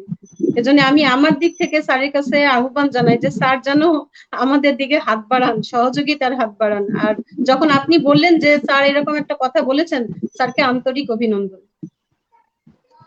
হ্যাঁ, আমরা প্রত্যেকেই দেখেছি তার যে 9 দফা দাবি স্যারের, সেখানে তিনি এই বদলির বিষয়টি কিন্তু অত্যন্ত গুরুত্ব সহকারে তিনি উপস্থাপন করেছেন এবং আমরা জেনেছি যে এই বিষয়টি মাননীয় শিক্ষামন্ত্রীও কিন্তু তিনি জানেন যে বদলি আসলে কতটা গুরুত্বপূর্ণ। তবে হ্যাঁ, বিষয়টি তো গুরুত্বপূর্ণই, যদি গুরুত্বপূর্ণ নাই হতো তাহলে কিন্তু এই যে নীতিমালাগুলো করা হয়েছে সেখানে কিন্তু বদলির বিষয়টি উল্লেখ থাকতো না এবং সফটওয়্যারের মাধ্যমে 2000 সালের জানুয়ারি মাস থেকে বদলির কথাটি কিন্তু ছিল যে সফটওয়্যার মাধ্যমে হবে। স্যার আমি একটু আপনার কাছে জানতে চাইবো, বদলির প্রসঙ্গটাই কিন্তু বারবার উঠে আসছে এবং আপনি কমেন্ট গুলো হাজার হাজার কমেন্ট আমরা দেখতে পাচ্ছি এবং অসংখ্য ভিউয়ার কিন্তু স্যার এই মুহূর্তে আপনার এই শোটাকে উপভোগ করছে। সুতরাং প্রত্যেকেরই, বিশেষ করে 90% এখানে যে কমেন্ট আছে সেখানে কিন্তু বদলি বদলি বদলি এবং বদলি না থাকার কারণে কতটা মানবিক মানে জীবন যাপন করছে এবং অমানবিক নির্যাতনের শিকার হচ্ছে একজন শিক্ষক, সেটি আপনি ম্যাডামের কাছ থেকে জানতে পেরেছেন। স্যার আরো একবার আপনাকে আমি বদলির বিষয়ে একটু নক করতে চাই যে আপনি কিভাবে আশ্বস্ত করতে চাচ্ছেন যারা ম্যাডাম সহ যারা আছেন শিক্ষক সমাজ, যারা বদলি নিয়ে সংগ্রাম করছেন এবং কষ্টের মধ্যে আছেন। Please sir. ধন্যবাদ। আমি ম্যাডামের কথাগুলো মনোযোগ দিয়ে শুনছিলাম। আসলে ম্যাডাম কিন্তু যে কথাটি বলেছেন এটাই বাস্তব চিত্র। আমাদের কমিটির যে দূরত্ব, আমরা জাতিগণটা কেন চাই, আমি সেই প্রশ্নটা আবার যেতে চাই। আমরা কিন্তু ব্যাখ্যা দিয়েছি, আমরা রাষ্ট্রের সর্বোচ্চ পর্যায়ে আমাদের কথাগুলো পৌঁছানোর আমরা চেষ্টা করেছি এবং আমাদের প্রত্যেকটি দাবি আমরা চেষ্টা করি মাননীয় প্রধানমন্ত্রী পৌঁছানো। আজকে জাতিগণের প্রশ্নগুলো কেন এসেছে, এসব কারণে কিন্তু এসেছে। আপনি বুদ্ধি কথাটা বলেছেন, বুদ্ধি আমি তো প্রথমেই বলেছি যে একজন শিক্ষক তিনি তার জীবিকার তাগিদে তিনি হয়তো তার বাড়ি থেকে অনেক দূরবর্তী স্থানে চাকরি দিয়েছেন। এখন যদি তার এলাকায় শূন্য পদ থেকে থাকে তাহলে তাকে এখানে আসতে দিলে তো গভর্নমেন্টের কোনো আর্থিক টাকার প্রয়োজন পড়ে। সরকার সেখানে সিদ্ধান্ত আছে, বুদ্ধির সিদ্ধান্ত আছে, যা কার্যকর করা। আমি যে কথা তখন বলেছিলাম, বর্তমানে শিক্ষামন্ত্রী শিক্ষকের সন্তান, তার বাবা একজন আওয়ামী লীগের প্রতিষ্ঠাকালীন নেতা ছিলেন, বঙ্গবন্ধুর কনিষ্ঠ ছিলেন। তিনি নিজে মাননীয় প্রধানমন্ত্রীর কনিষ্ঠ এবং বাংলাদেশ আওয়ামী লীগের যুগ্ম সাধারণ সম্পাদক। তিনি জীবনে কাজ করছেন। আপনারা যে কথাগুলো বলেছেন এই কথাগুলো তিনি জানেন। আমরা তিনি নন, রাষ্ট্রের সর্বোচ্চ কাছে আমাদের 9 দফা দাবি আমাদের সামনে আমরা বলেছি যে বুদ্ধিটা অবশ্যই কার্যকর করতে হবে। এজন্য করতে হবে, আমি যে শিক্ষার উন্নত মান চাই, আমাদের জব সিলেকশন না থাকে আমি যদি আমার সন্তানাদের বাবা মায়ের কাছে থাকতে না পারি, আমার মন যদি আমার পড়ার প্রতি মাথা না থাকে, তাহলে কিন্তু ভালো করা আমার দ্বারা পাঠদান করা সম্ভব নয়। এটা কিন্তু আমরা বোঝানোর চেষ্টা করেছি, এবং এটা আমি বলতে পারি আপনাদেরকে যে বুদ্ধি ইনশাল্লাহ অবশ্যই বুদ্ধির কার্যকর হবে। এই জন্য যা যা করা দরকার সরকার সেটা করছে, মাননীয় মন্ত্রী মহোদয় করছেন, আমরা তার পেছনে যোগান দিচ্ছি এবং সেটা হবে। পাশাপাশি যে কথা আমি বলেছিলাম, আজকে ম্যাডাম যে কথাটি বলেছেন, আমরা আজকে জাতীয়করণের কথা বলছি, আমাকে তো ভুল বুঝবেন না, আমি দেখতে পাচ্ছি যে আপনাদের এখানে কিন্তু অসংখ্য ভিউয়ার্স তারা কথাগুলো শুনছেন, অসংখ্য প্রশ্ন করছেন, আমাকেই করছেন, অর্থাৎ দাবিগুলো করার চেষ্টা করছেন। এই যে আপনি জাতীয়করণের কথাটা আমরা বারবার কেন বলছি ঘুরিয়ে ফিরে, আপনারা দেখেছেন গতকালও কি লাইভে আমি ছিলাম শিক্ষা টিভিতে, মান্নান চৌধুরী সেখানে ছিলেন, আমাদের কেন্দ্রীয় কমিটির সভাপতি।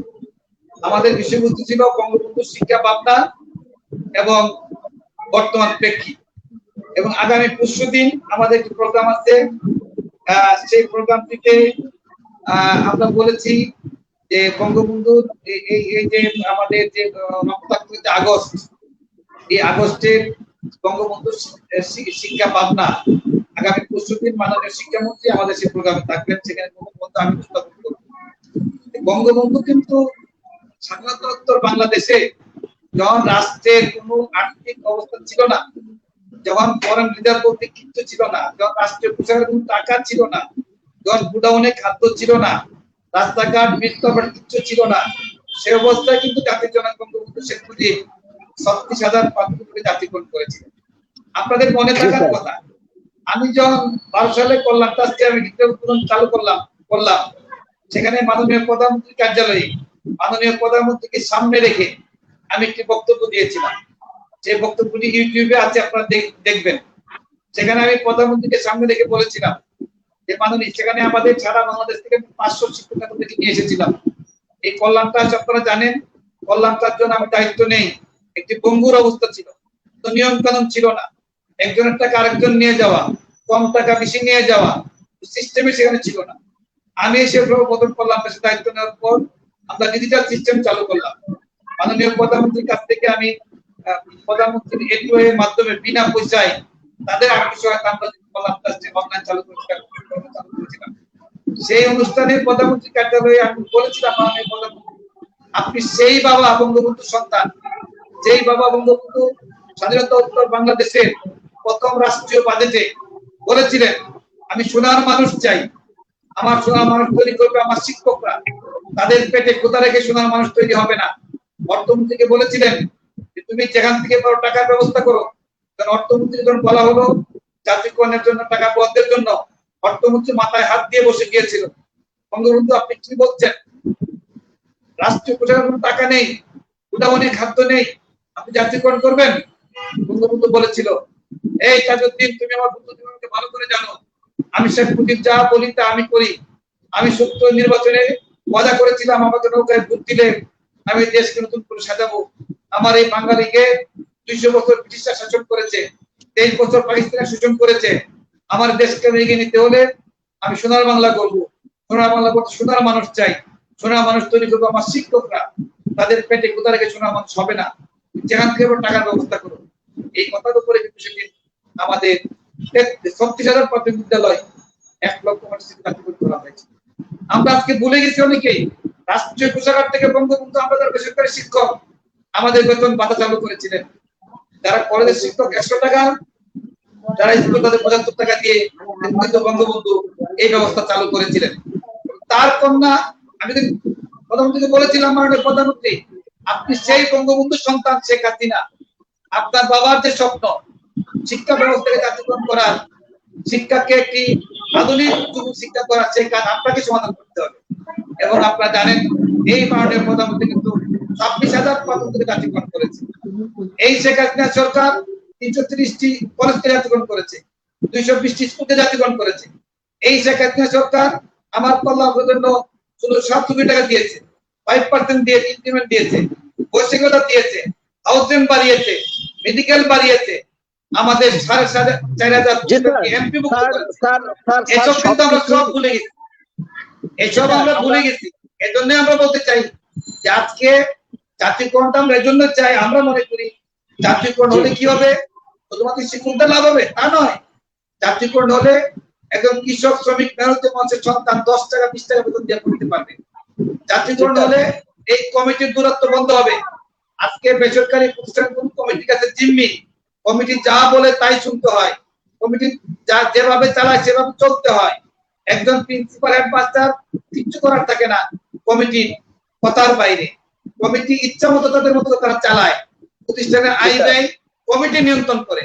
এই জন্য আমরা বলেছি আজকে আমার চাকরির নিশ্চয়তা নাই, জাতীয়করণ হলে আমার চাকরির নিশ্চয়তা হবে, জাতীয়করণ হলে আমার বেতন বাড়বে, সামাজিক মর্যাদা বাড়বে, জাতীয়করণ হলে আমি সামাজিক মর্যাদা বাড়ার বৃদ্ধির পাশে আমার যে মেন্টাল সিচুয়েশন সেটা আসবে, তাহলে আমি ফটোফটো অধিক মনোযোগ হতে পারবো, আমার গরিব দুঃখী মানুষ কম টাকা লেখাপড়া করতে পারবে। এই জন্যই আমরা বলেছি এই কাজটি করা, যে শেখ হাসিনা 26,000 প্রাথমিক জাতীয়করণ করতে পারে, যে শেখ হাসিনা ইতিমধ্যে শিক্ষার জন্য করতে পারে, তার পক্ষে সম্ভব শিক্ষা ব্যবস্থা জাতীয়করণ করা। আপনারা জানেন আমরা স্বাধীনতা শিক্ষক পরিষদ গত জানুয়ারি মাসে সারা দেশের পরিদর্শন করে মুজিব বর্ষে কিন্তু আমরা 1 বছর দিয়েছিলাম। সেখানে আমরা বলেছিলাম 5ই অক্টোবর ঢাকা শহরের 3 থেকে 4 লক্ষ শিক্ষক নিয়ে আমরা শহীদ উদ্যানে সমাবেশ করব, মুজিব বর্ষ পালন করব, চিফ গেস্ট থাকবেন প্রধানমন্ত্রী। আমরা কিন্তু সেভাবেই কাজ করছিলাম। আনফরচুনেট এই করোনা এসে সব দুর্ঘট করে, আমরা জানি না 5 তারিখ করতে কি হবে। আমরা কোথায় করতে চাই, আজকে শুধু বলতে নয়, বুদ্ধি অবশ্যই কার্যকর করতে হবে, দেশীয় কথা বাতিল করতে। আপনি কথা কিছু বলেছিলেন, আজকে কিন্তু 5:2 ছিল, এখন কিন্তু 50-50 হয়েছে। একটু ইন্টারাপ্ট করি স্যার আপনাকে, 50-50 বা কতটুকু যুক্তিসঙ্গত বলে আপনি মনে করছেন? 10 জন প্রভাষক, জি 10 জন প্রভাষক একসাথে চাকরি করবে, 5 জন সেখান থেকে সহকারী অধ্যাপক হবে, আর বাকি 5 জন কেন হতে পারবেন না স্যার? আমাদের কথা সেখানে, আমাদের কথা সেখানে, আমরা কিন্তু আমাদের দাবি কিন্তু কোনো দেশের কথাই থাকবে না। আমাদের দাবি হলো সুনির্দিষ্ট সময়ের পরে 8 বছর হোক 12 বছর সময়ের পরে স্টেট প্রফেসর হবে, একটা সময় পরে স্টেট প্রফেসর হবে, প্রয়োজনে আমাদের পরীক্ষা নেওয়া হোক, এটা যাচাই করা হোক। আমি সারা জীবন লেকচারার থাকবো আর একজন প্রিন্সিপাল হয়তো হতে পারে না। এই জন্য আমরা বলেছি 5% সরকার একমত হয়েছে, আমরা কিন্তু 5% খুশি নই, আমরা 100% চাই। আমরা কলেজ ইউনিভার্সিটির মতো স্বয়ংক্রিয়ভাবে অটো সিস্টেমে আমরা স্টেট প্রফেসর হবো, আমরা স্টেট প্রফেসর হবো, আমরা প্রফেসর হবো, সেই জন্য কিন্তু আমরা কাজ করছি। সব কথা মূল কথা ভাই একটা, সেটা হলো জাতীয়করণ। জাতীয়করণ হলে কোনো সংকটে থাকবে না, সেই দিকে আমাদের যেতে হবে। এই জন্য আমরা যারা আছি আমাদের ঐক্যবদ্ধ হতে হবে। আমি বলতে চাই কাদা ছোড়াছুড়ি করলে পায় হবে না। আপনি শিক্ষক যে কথাটি কিছুক্ষণ আগে ম্যাডাম বলেছেন, কাকে কাকের মাংস খাই না, আমরা শিক্ষকরা শিক্ষকের মাংস খাই। আমরা শিক্ষক নামদারি কত লোক যে আচরণ করি, একজন রাস্তার মানুষের সেরকম আচরণ করতে পারে না। আপনি ফেসবুকের ভাষাগুলো দেখেন, 6টা বানান লিখবে, 3টা বানান ভুল। আপনি ফেসবুকে অকথ্য ভাষায় একজন একজন গালিগালাজ করছেন, আপনি বলছেন হেডমাস্টাররা চোর, প্রিন্সিপালরা চোর, তারা চাকরি তাদের চুরি বন্ধ হয়ে যাবে, এটা আপনি ফেসবুকে বলছেন। এটা কোনো শিক্ষকের ভাষা হতে পারে? আপনি জাতীয়করণের দাবি করছেন, আপনি নিজে জাতীয়করণ যোগ্য হয়েছেন কিনা, আমি নিজে জাতীয়করণ যোগ্য হয়েছে কিনা, আমার এই বিষয়টা হাতে গোনা স্যার, এই যে সীমাবদ্ধতাটুকু এগুলো কিন্তু ব্যক্তি বিশেষ, কিন্তু এই ব্যক্তি বিশেষদের জন্য তো একটা কমিউনিটি অবহেলিত থাকতে পারে না স্যার। এই যে বিষয়গুলো এগুলো কিন্তু হাতে গোনা কয়েকজনের বিষয়। স্যার একটি বিষয় আমি একটু বিষয় আপনাকে অবশ্যই নক করতে চাই, যেটা আপনি অলরেডি বলে দিয়েছেন যে জাতীয়করণ হলে সব সমস্যার সমাধান হবে, এবং এই সরকারের আমলে অনেক কিছু কিন্তু অর্জিত হয়েছে, অস্বীকার করার কোনো সুযোগ নেই। যেটা আপনি বারবার বলছেন যে 5% কথা বলেছেন, ইনক্রিমেন্ট, তারপরে বৈশাখী ভাতার কথা বলেছেন, এবং এই করোনাকালীন সময়ে বিশেষ প্রণোদনা কিন্তু শিক্ষকেরা পেয়েছেন যতটুকু সম্ভব। আমাদের রাষ্ট্রের যে ক্ষমতা আছে সেই ক্ষমতা অনুযায়ী যতটুকু দেওয়া সম্ভব ততটুকু দেওয়া হয়েছে। যিনি দিতে পারেন তার কাছে কিন্তু চাওয়া পাওয়াটা বেশি থাকে স্যার, এটা আপনি জানেন। তো 25% বোনাস একজন শিক্ষকের জন্য কতটুকু মানানসই বলে আপনি মনে করছেন, এবং এটি এতদিন কেন, যেখানে জননেত্রী শেখ হাসিনার মতো একজন নেত্রী রাষ্ট্রীয় ক্ষমতায় রয়েছেন এবং জাতির জনকের কন্যা রাষ্ট্রীয় ক্ষমতায় আছেন, তার আমলে কেন 25% বোনাস পাবে শিক্ষকরা? এ বিষয়ে আপনি কি বলবেন স্যার? আপনার সাথে আমি 100 বার একমত, এখানে দ্বিমত হওয়ার কোনো সুযোগ নেই। আমি প্রিন্সিপাল, আমার স্বাক্ষরে আমি বেতন বিলে স্বাক্ষর করি, আমার একজন স্টাফ সে 50% পাচ্ছে, আমি 25% পাচ্ছি। এটা নিশ্চয়ই এটা মেনে নেওয়া যায় না। আমি কথাটা প্রথমেই বলেছিলাম আপনাকে, দেখুন এই সরকার, আপনি শুধুমাত্র 25% বিবেচনা করছেন, আপনার তো পাশাপাশি ওগুলো বিবেচনা করা উচিত। আমরা কি কি পেয়েছি এই সরকারের সময় তো আমরা পেয়েছি। আজকে বেসরকারি শিক্ষকরা, আমি তো প্রথমেই বলেছি, গত 11 বছরের যে অর্জন শিক্ষা, এর আগের 40 বছর সে অর্জন আমরা দেখাতে পারি নাই। এক্ষেত্রে অবশ্যই আমাদের ব্যর্থতা আছে। আমি মনে করি আজকে শিক্ষকদের মধ্যে যে কাদা চুরাচুরি, আজকে শিক্ষকদের মধ্যে যে অনৈতিকতা, সরকার বিনামূল্যে বই দিবে, আপনি পচা বই পাঠ্য করে আপনি টাকা নেবেন, এটা কি হয়? আজকে সরকার আমাদেরকে সুযোগটা দিবে, আমি তো পরোক্ষণ আমারও উচিত, আমাদের নীতি নৈতিকতা আমাদেরকে মেনে এগুলো আমাদের অবশ্যই বিবেচনা করা উচিত। আমরা যে কথাটি বলেছি শুধু 25% নয়, আমাদের মূল দাবি জাতীয়করণ। জাতীয়করণের প্রক্রিয়ার বিষয় আমরা বলেছি, মুজিব জন্ম শতবর্ষ 100 বছর পর এসেছে, আবার 100 বছর পর আসবে। আমরা চাই মুজিব জন্ম শতবর্ষে ঐতিহাসিক এই দিনটিকে স্মরণ করে রাখার জন্য জাতীয়করণ। তার আগে অন্তর্বর্তীকালীন সময় হিসাবে আমরা বৈধতা দিয়েছি, সেখানে কিন্তু আমরা 25% কথা বলেছি। আমি এটাও আপনাদেরকে বলতে চাই, অপেক্ষা করুন, ইনশাআল্লাহ শুধু এটা নয়, আর অনেক সুখবরী আপনারা পাবেন। কাজ চলছে, ইনশাআল্লাহ। এই সরকারের প্রতি আপনারা আস্থা রাখুন। আমরা কেন 25% আমরা তো চাই সরকারি অনুরোধ সব ব্যবস্থা আমরা চাই, অনেক কিন্তু আমরা অর্জন করেছি। শুধুমাত্র আপনারা একবার আপনারা চিন্তা করতে, এখন আমরা চিন্তা করতে পারি নাই, 5% ইনক্রিমেন্টের মধ্য দিয়ে আমরা চাকরি করে দাঁড় করে আমরা পৌঁছে গেছি। এখন দরকার একটা শিক্ষকদের পক্ষ, আপনি নিজেরা বিবেক তৈরি করবেন, কাটা চুরাচুরি করবেন, আবার বলবেন এই চাই, তা হয় না। আমরা পেশাজীবী, আমাদের একটি নীতি নৈতিকতার জায়গা থাকা উচিত। সেখান থেকে আমাদের যে কমন যে দাবিগুলো আছে এই ব্যাপারে আমাদের একটু ঐক্যমত হওয়া উচিত, যে আহ্বানটা প্রথম থেকে করেছিলাম। আপনি দেখুন আজকে কোন কোন সময় দেখবেন বলে কি ওই প্রধানমন্ত্রী কার্যালয়ে পত্র দিয়ে এসেছে, পত্রটা কোথায়? প্রধানমন্ত্রী কার্যালয়ের বারান্দায় বক্সে দিয়ে আসে, এসে আবার দেয় ফেসবুকে দেয়, এই দিয়ে এসেছে, দাবি পূরণ হয়ে গেছে। তারা ঘোষণা দেয় এমুক তারিখে টাকা চলে ঘেরাও হবে, ওই তারিখে টিকেও খুঁজে পাওয়া যায় না। এই হটকারি করে করে কিন্তু বিভ্রান্ত করা হচ্ছে। আজকে বিভ্রান্ত বাদ দিতে হবে, আপনি যুক্তিকতায় আসুন। আপনি শিক্ষকদের পেশাজীবী আমরা অংশ, আমাদের বিবেক বুক দিয়ে এই সরকারকে বিজ্ঞানগুলি দেখায় কেউ কিছু করতে পারবে না, কিছু করতে পারেন নাই। এই ষড়যন্ত্রের কারণে অনেক পিছিয়ে গেছি। আমরা যখন শেখ হাসিনা সরকারের কাছে কোনো কিছু মানে আন্দোলন করে পাওয়ার মতো পরিস্থিতিতে যায়নি, এবং আমার মনে হয় যে সেটি করার প্রয়োজন হয় না। প্রধানমন্ত্রী কতটা আন্তরিক সেটি আমরা প্রত্যেকেই জানি।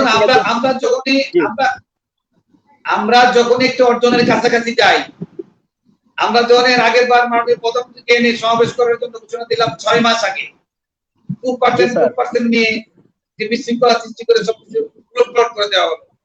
এবারে যখন আমরা একটি প্রোগ্রাম নিয়ে এগুলাম, আমরা যখন কাজ বুঝে নিয়ে আসলাম, আপনি জাতীয়করণটা তো ছেলের হাতের মোয়ানা, এর জন্য অনেক কাজ করতেছি, কাজগুলো আমরা করেছি। আমার কত টাকা সম্পত্তি আছে, কত টাকা টিউশন দিতে হবে, কত টাকা হাউস রেন্ট দিতে হবে। আপনি বলছেন যে হাউস রেন্ট 1000 টাকা আমরা পাচ্ছি, আপনি যদি 40% হাউস রেন্ট পান কত হাজার কোটি টাকা লাগবে, এই হিসাব কত জনের কাছে আছে? খালি ফেসবুক স্ট্যাটাস দিলে কি দাবি পূরণ হয়ে যায়? আর ফেসবুক সমালোচনা করলে নেতা হওয়া যায়? এত সহজ নেতা হওয়া? নেতা হইতে গেলে জনগণের পালস বুঝতে হবে, কাজ করতে হবে, বাস্তব ভিত্তিক হইতে হবে, বাস্তববাদী হইতে হবে, সততা থাকতে হবে। সেই কাজগুলো আমরা করছি। আমি একটু বলতে চাই যে শেখ হাসিনা সরকার দিয়েছেন, এই বাকি যে সমস্যাগুলো আছে ইনশাআল্লাহ সেগুলো শেখ হাসিনার হাত ধরে সমাধান।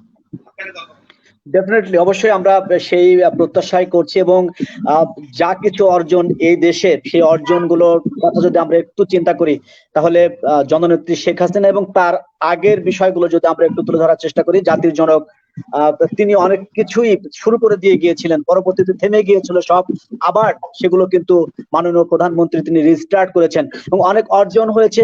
পদ্মা সেতুর মতো সেতু যদি নিজস্ব অর্থায়নে এদেশে হতে পারে তাহলে জাতীয়করণ কেন হবে না? অবশ্যই। এবং যোগ্য ব্যক্তি এই জাতীয়করণ করবার মতো আমার মনে হয় মাননীয় প্রধানমন্ত্রীর বাইরে আমি কাউকে কল্পনা করতে পারছি না। সুতরাং আমরা প্রত্যাশা করছি তিনি জাতীয়করণের ঘোষণা দিয়ে যাবেন। আমি একটু ম্যাডামের কাছে যেতে চাচ্ছি। ম্যাডাম, আপনারা তো বদলি নিয়ে অনেক দিন ধরে আন্দোলন সংগ্রাম করছেন, অনেক জায়গায় আপনারা যোগাযোগ করেছেন এবং পরবর্তীতে কোনো সমাধান না পেয়ে আপনারা কিন্তু আদালতের সব শরণাপন্ন কিন্তু হয়েছেন। তো এই যে আন্দোলন, আপনাদের যৌক্তিক আন্দোলন আপনারা বিভিন্ন সময় তুলে ধরেছেন, তো বদলিটা আসলে কি উপায়ে করা সম্ভব, যদি কোনো ইনস্ট্রাকশন আপনার কাছে থেকে থাকে? ধন্যবাদ। আমরা অনেকদিন ধরেই কিন্তু এই বদলি বিষয়ক আন্দোলন চালিয়ে যাচ্ছি। আপনি জানেন যে গত বছর সেপ্টেম্বরে আমরা কিন্তু মানববন্ধন করেছিলাম, এরপরে প্রতীকী অনশন, দফায় দফায় আন্দোলন, আর করোনা পরবর্তীতে আমাদের ইচ্ছা আছে যে আমরা একটা প্রেস কনফারেন্স করব, কারণ বদলিটা অনেকে বুঝে উঠতে পারছেন না যে কেন নীতিমালায় আছে কিন্তু কেন এটা বাস্তবায়ন হচ্ছে না। অনেকে কিন্তু আবার জাতীয়করণের সাথেও মিশিয়ে ফেলছেন। আমরা তো জাতীয়করণ চাই, সবাই চায়, সব শিক্ষক জাতীয়করণ চায়, আমরা কখনো জাতীয়করণের বিরোধিতা করার মানে মানসিকতাই আমাদের নাই। কিন্তু যেহেতু জাতীয়করণ করা একটা লেন্দি প্রসেস, এই লেন্দি প্রসেস, টাকার ব্যাপার আছে, বাজেটের ব্যাপার আছে, একটা আলোচনার ব্যাপার আছে, তো সেখানে এটাতে যেহেতু একটা লেন্দি প্রসেসিং এর ব্যাপার, এটা হতে সরকারকে আমরা সময় দিবই। স্যারকে আমি মানে অভিনন্দন জানাচ্ছি যে স্যার জাতীয়করণের ব্যাপারে অনেক ভূমিকা পালন করছেন, হ্যাঁ, আর আমরাও স্যারের সাথে আছি। কিন্তু বদলিটা কিন্তু আসলে জাতীয়করণের একটা শাখা, একটা ওর ভিতরেই আছে বদলি। বদলি তো আমাদের আসলে এটা তো বাজেট বিহীন, আর এটাতে তো কোনো সরকারের টাকা খরচও হচ্ছে না। তারপরে বিষয়টি তো এরকম যে বদলি কিন্তু নীতিমালার সাথে যুক্ত আছে, মানে বদলি করা হোক এটি, এই বিষয়টি কিন্তু আছে, সরকার ইচ্ছে করলে এটি করতে পারবে, এরকম একটি বিষয় কিন্তু নীতিমালায় সংযুক্ত আছে। কিন্তু জাতীয়করণ বিষয়টি কিন্তু সংযুক্ত নেই। জাতীয়করণ সরকার ঘোষণা করবে, সেটি ঠিক আছে, তো যেটি নীতিমালার সাথে যুক্ত আছে সেটি কেন বাস্তবায়ন হবে না? ঠিক সেটাই আমি আরেকটু স্যার বলতে চাই। অনেক কিছু কিছু আমাদের আসলে একতা হওয়ার প্রয়োজন। অনেকেই কিন্তু বলছেন যে বদলি চাই না, জাতীয়করণ চাই। অফকোর্স আমরা তো জাতীয়করণ চাই, কিন্তু বদলিটা তো আমরা ঐচ্ছিক বদলি চাই। বদলি চাই তো সেই সমস্ত শিক্ষকদের জন্য যারা নিপীড়িত হচ্ছেন। জানেন, আমারই এক খুব কাছের ফ্রেন্ড, আমরা একসাথে পড়াশোনা করছি, ওর কিন্তু গত বছর এনটিআরসি এর মাধ্যমে বাসা থেকে 120 কিলোমিটার দূরে তার কর্মক্ষেত্র হয়েছিল। সে তার বাবার অসুস্থতার কথা, মুমূর্ষ বাবার খবর শুনে সে বাইক চালায় আসছিল। বুঝতেই পারছেন বাবা মার অসুস্থতা কিন্তু একটা মানুষের মানসিকতা কতটা প্রেসার দেয়। সে বাইক চালায় আসতে যে পথিমধ্যে কিন্তু অ্যাক্সিডেন্ট করে তাকে হাসপাতালে যেতে হয়েছে। জ্ঞান ফেরার পরে সে টের পেল যে তার হাত ভেঙে গেছে, আর জানতে পারলো যে তার বাবা মারা গেছে। এটা কতটা মানে বেদনাদায়ক আপনি কল্পনা করেন। এরকম কিন্তু হাজার হাজার মানুষের হচ্ছে। কেন আজ বদলি বাস্তবায়ন কমিটির জন্ম? এইসব কষ্ট পাওয়া লোকদের জন্য। এইসব আমরা যে এত কষ্ট করি, আমাদের মতন এরকম অনেক অনেক শিক্ষক, আজ আমরা হাজার হাজার শিক্ষকই বুঝতে পার বদলি বাস্তবায়ন কমিটির মধ্যে আছে। এটা জন্ম কেন হয়েছে? এসব আমাদের মতন যারা ভুক্তভোগী, অনেক ভুক্তভোগী শিক্ষক আছেন। এই যে দেখেন, আমরা দেখতে পাই যে সমস্ত শিক্ষক স্কুলে বিদ্যালয়ে মাইক্রোফোন নিয়ে কথা বলা, কোন অনুষ্ঠানে মাইক্রোফোন নিলে দুরু কথা বলছে বা তোলাইছে, অথচ সেই সব শিক্ষক মঞ্চে চাপায় বেড়াচ্ছেন, হ্যাঁ, খুব ভাষণ দিচ্ছে। আমরা জানি কেন? নিশ্চয়ই সে নিপীড়িত হয়েছে, বঞ্চনার শিকার হয়েছে। অনেক শিক্ষককে শুনেছি যে সে কিন্তু অনেক মানে প্রেশারের মধ্যে থাকে, অনেক প্রেশারের মধ্যে থাকে ম্যানেজিং কমিটির জন্য, সহকারী শিক্ষকদের জন্য। প্রধান শিক্ষক তো আসেনি, কিছু কিছু আমরা জানি যে প্রধান শিক্ষক আছেন যারা আসলেও ন্যায় বিচার করেন না। তাদের জন্য কিন্তু আজ এই সেই সমস্ত দ্বারা প্রভাবিত হয়ে যে মানুষরা বঞ্চনা সৃষ্টি হয়, তাদেরই কিন্তু এই বদলি বাস্তবায়ন কমিটিতে দেখেন হাহাকার করছে, বদলি চাই বদলি চাই। কেন? এই যে অনেকগুলো কমেন্ট আমরা দেখতে পাচ্ছি, কেন? কষ্টের জন্য, তাদের কষ্ট লাঘব করার জন্যই কিন্তু। আর আজকে যেহেতু আমাদের একজন মহান নেতা আমাদের সাথে আছেন, সাজু স্যার, তার কাছে কিন্তু চাহিদা আমাদের সবার বেশি। অনেক শিক্ষক অনেক কষ্টের কথা লিখছেন। আমি নিজেও আশা করছি যে স্যার জাতীয়করণ, স্যার আমরা আপনার সাথে আছি, জাতীয়করণ আমরা চাই। স্যারের জনপ্রিয়তা কোন পর্যায়ে তা বোধহয় আজকের এই শো এখন যে চলছে গোয়িং অন, সে অবস্থায় যতই সময় গড়িয়ে যাচ্ছে ততই কিন্তু ভিউয়ার্স বেড়ে যাচ্ছে প্রচুর সংখ্যক, আর কমেন্টের তো কোনো অভাব নেই। সুতরাং আসলে তো প্রত্যাশা তাকে নিয়ে কেন্দ্র করেই হয়, যিনি দেওয়ার ক্ষমতা এর রাখেন। জন্য স্যারকে আমি মানে আবেদন জানাবো, স্যার এই মুজিব বর্ষেই আপনি আমাদের জন্য কিছু করেন। আর আপনি এই লাইভ শোতেই আমাদেরকে কথা দিয়ে যান যে এই মুজিব বর্ষেই আপনি আমাদের জন্য বদলি এনে দেওয়ার চেষ্টা করবেন। আপনি 100% চেষ্টা করবেন। দেওয়ার মালিক আল্লাহ, রহমতের মালিক আল্লাহ, কিন্তু আপনার চেষ্টাটা আমরা দেখতে চাই যে না স্যার যথেষ্ট চেষ্টা করছেন।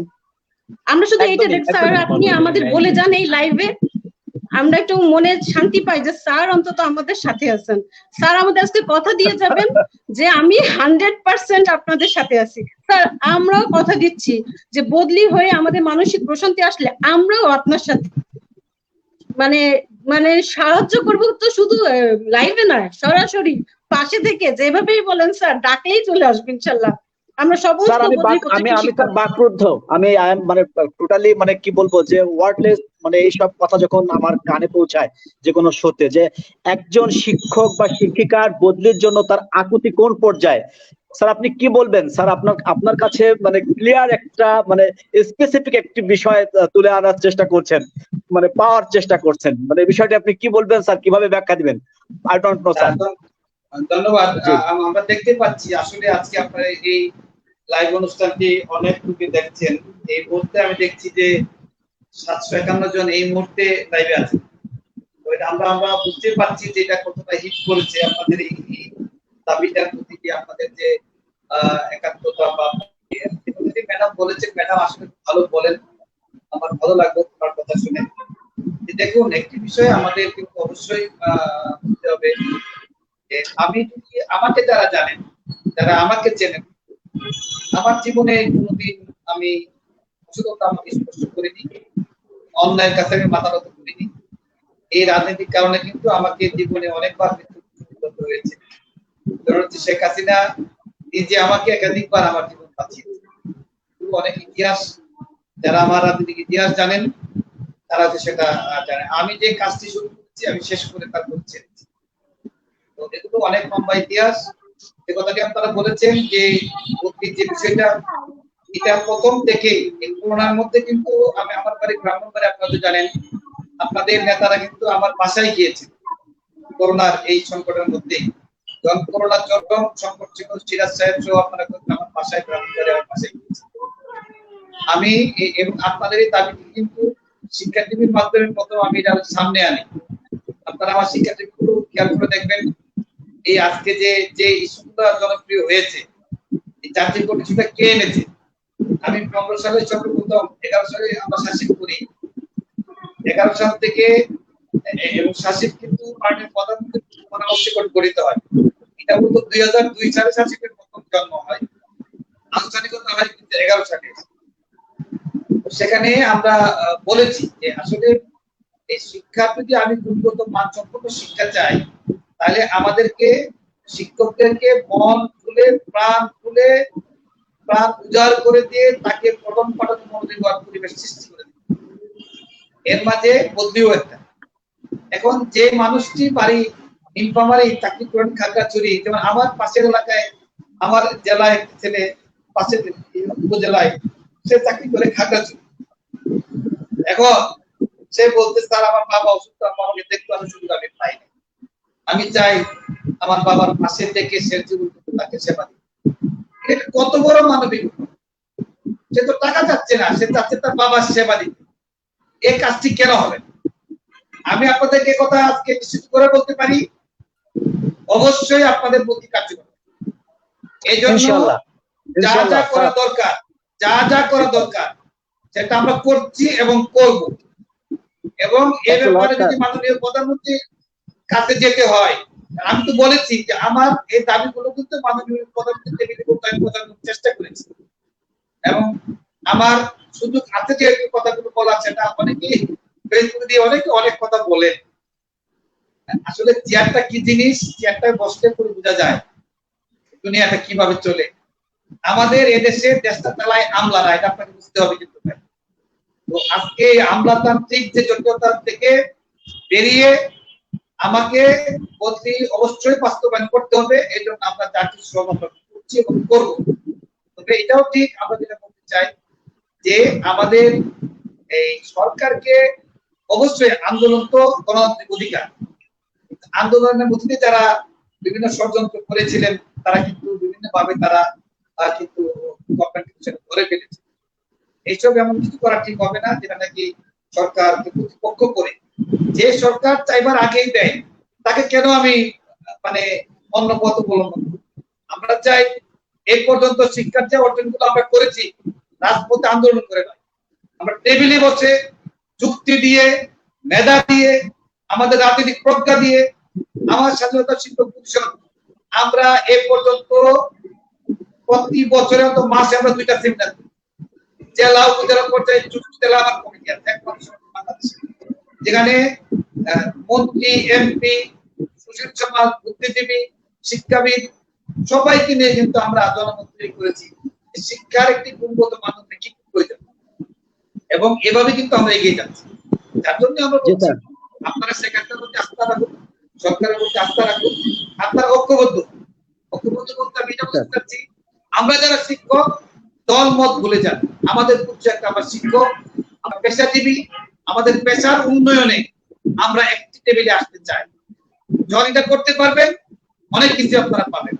আর ঘরে ঘরে দোকান খুলে সকালে এক দোকান, বিকালে আরেক দোকান, আজকে এই গ্রুপ, কালকে গ্রুপ, দুইজনে মিলে একটা কমিটি করে ফেললাম, ফেসবুকে দিয়ে দিলাম।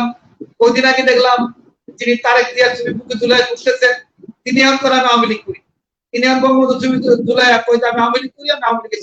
আরে বাবা, তোমার ঠিকানা কি? তুমি কোথেকে আসলা? তুমি আগে কোথায় ছিলা? সবাই কিন্তু আওয়ামী লীগ করতে হবে তা তো না। আপনি গণতান্ত্রিক দেশে যে যে দল করতেই পারে।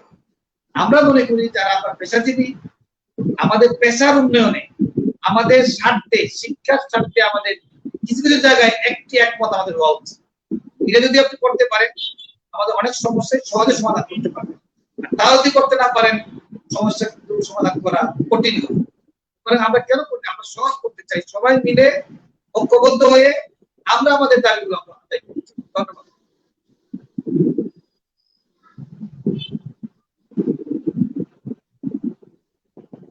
ধন্যবাদ। আমার মনে হয় আমাদের উপস্থাপক সাহেব কি আছেন?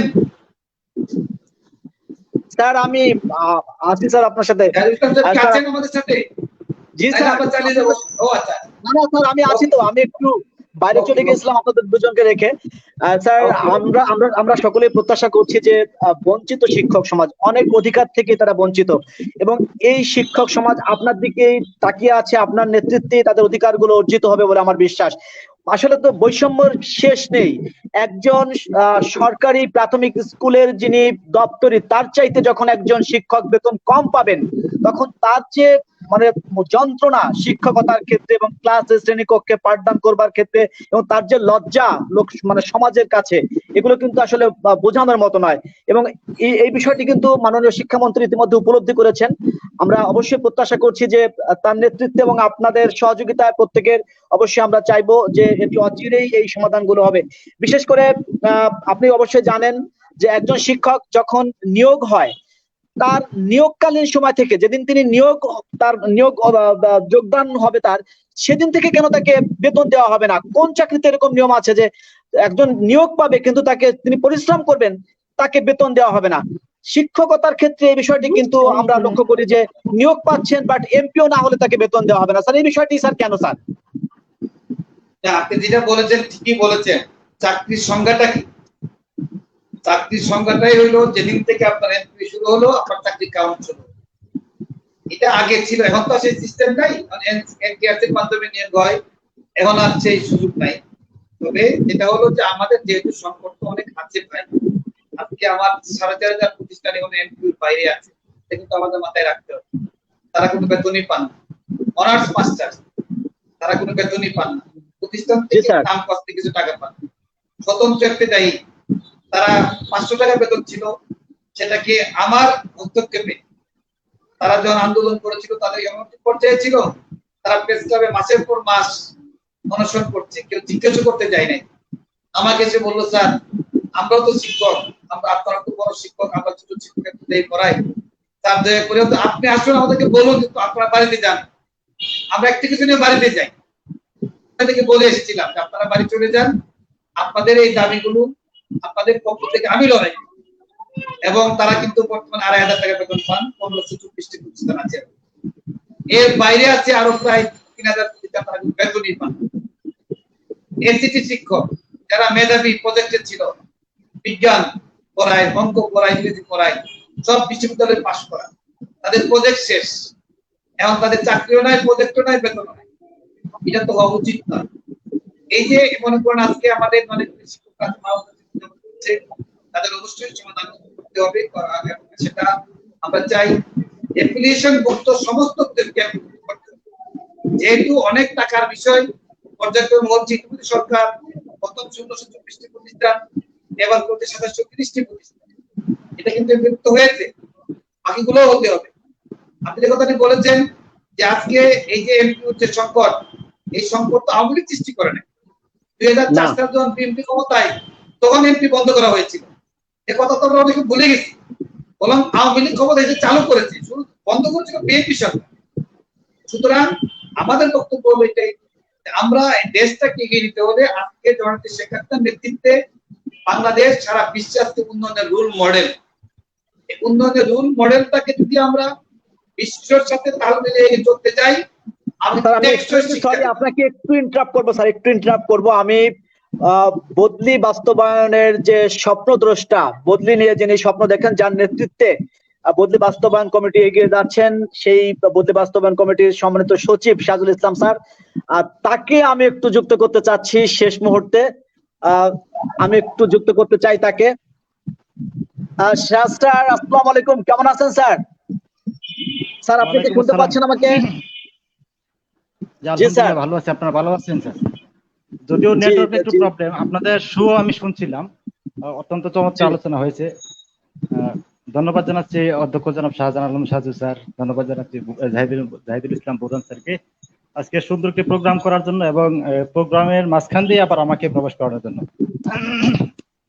ধন্যবাদ। আপনাদের সাথে আবার দেখা হয়ে গেল, অত্যন্ত চমৎকার আলোচনা হয়েছে।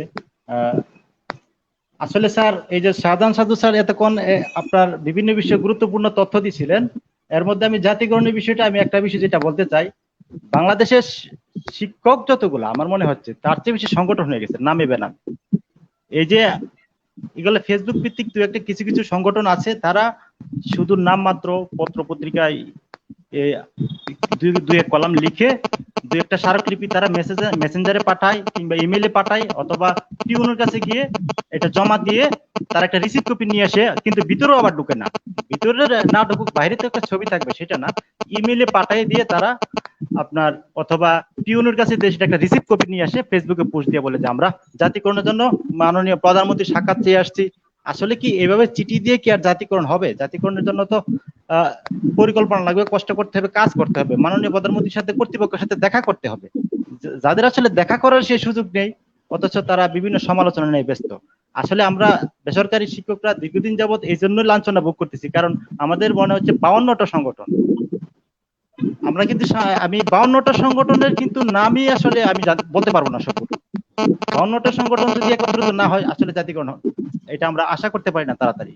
কারণ সাবেক শিক্ষা সচিব জনাব ইয়ানা খান স্যার কিন্তু একটা পরামর্শ দিয়ে গেছিলেন শিক্ষা টিভিতে এসে, যে শিক্ষক সংগঠনগুলো একত্র হতে হবে, একত্র হয়ে একটা সামষ্টিকভাবে একটা দাবি যদি করে তাহলে মাননীয় প্রধানমন্ত্রী সেটা জাতিকরণ বাস্তবায়নটা খুব সহজ হবে।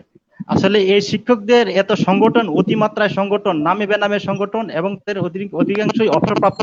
আসলে কি মাননীয় প্রধানমন্ত্রী যদি জিজ্ঞাসা করে যে আপনি তো চাকরি নাই, অবসরপ্রাপ্ত, জাতিকরণ হলে আপনার কি লাভ, তখন ওই শিক্ষকের কি কথা থাকবে? কোনো জবাব থাকবে না। আসলে এরকম দিয়ে হবে না। আমরা চাই আসলে কর্মরত শিক্ষকরা যারা আছে, যারা ত্যাগী নেতা, যেমন 100% বেতন করতে অনেক চড়াই উতরাই করে আসছে, এই যে শাহজাহান সাজু স্যার আছে, এরকম সহ আরো যারা সিনিয়র নেতৃবৃন্দ যারা আছে, ওনারা যদি উদ্যোগ নেয় একমাত্র সম্ভব। এছাড়া এই যে আজে বাজে যে সংগঠন ফেসবুক ভিত্তিক বা এগুলা এই চিঠি দিয়ে দরখাস্ত দিয়ে বা ওই ডাকে ডাকে চিঠি পাঠায় দিয়ে বলে কি এটা মাননীয় প্রধানমন্ত্রীর কাছে আমরা সংগঠনের 50 জন মিলে একই দিনে চিঠি ছেড়ে দিলাম। আমি আমি এগুলা আসলে ফেসবুকে থেকে আমি নিজেও হাসি যে 50টা চিঠি আমরা সব মিলে সংগঠনের কেন্দ্রীয় নেতা 50 জন মিলে চিঠি পাঠালাম, তাহলে প্রধানমন্ত্রী জাতিকরণ করে ফেলবে আর সেই চিঠি খুলবে পড়বে। এরকম তো কত চিঠি প্রধানমন্ত্রীর কাছে আসে যায়। আসলে বিষয়টা এরকম না, এটা আসলে পরিকল্পনা মাফিক সুন্দরভাবে এটা কাজ করতে হবে এবং শিক্ষক কাজ হবে না, একত্র ইউনিটি অবশ্যই হতে হবে আর অবসরপ্রাপ্তদেরকে এগুলা থেকে বাতিল করতে হবে, না হলে হবে না। যারা চিঠি পাঠান মাননীয় প্রধানমন্ত্রী আপনাকে আসলে আমি কতটা বিজ্ঞ আমরা যেহেতু এবং বুদ্ধির নিয়ে আমরা কাজ করছি সেই জন্য আমি স্পেশালি আমি একটা কথা আমি মনে করে দিতে চাই।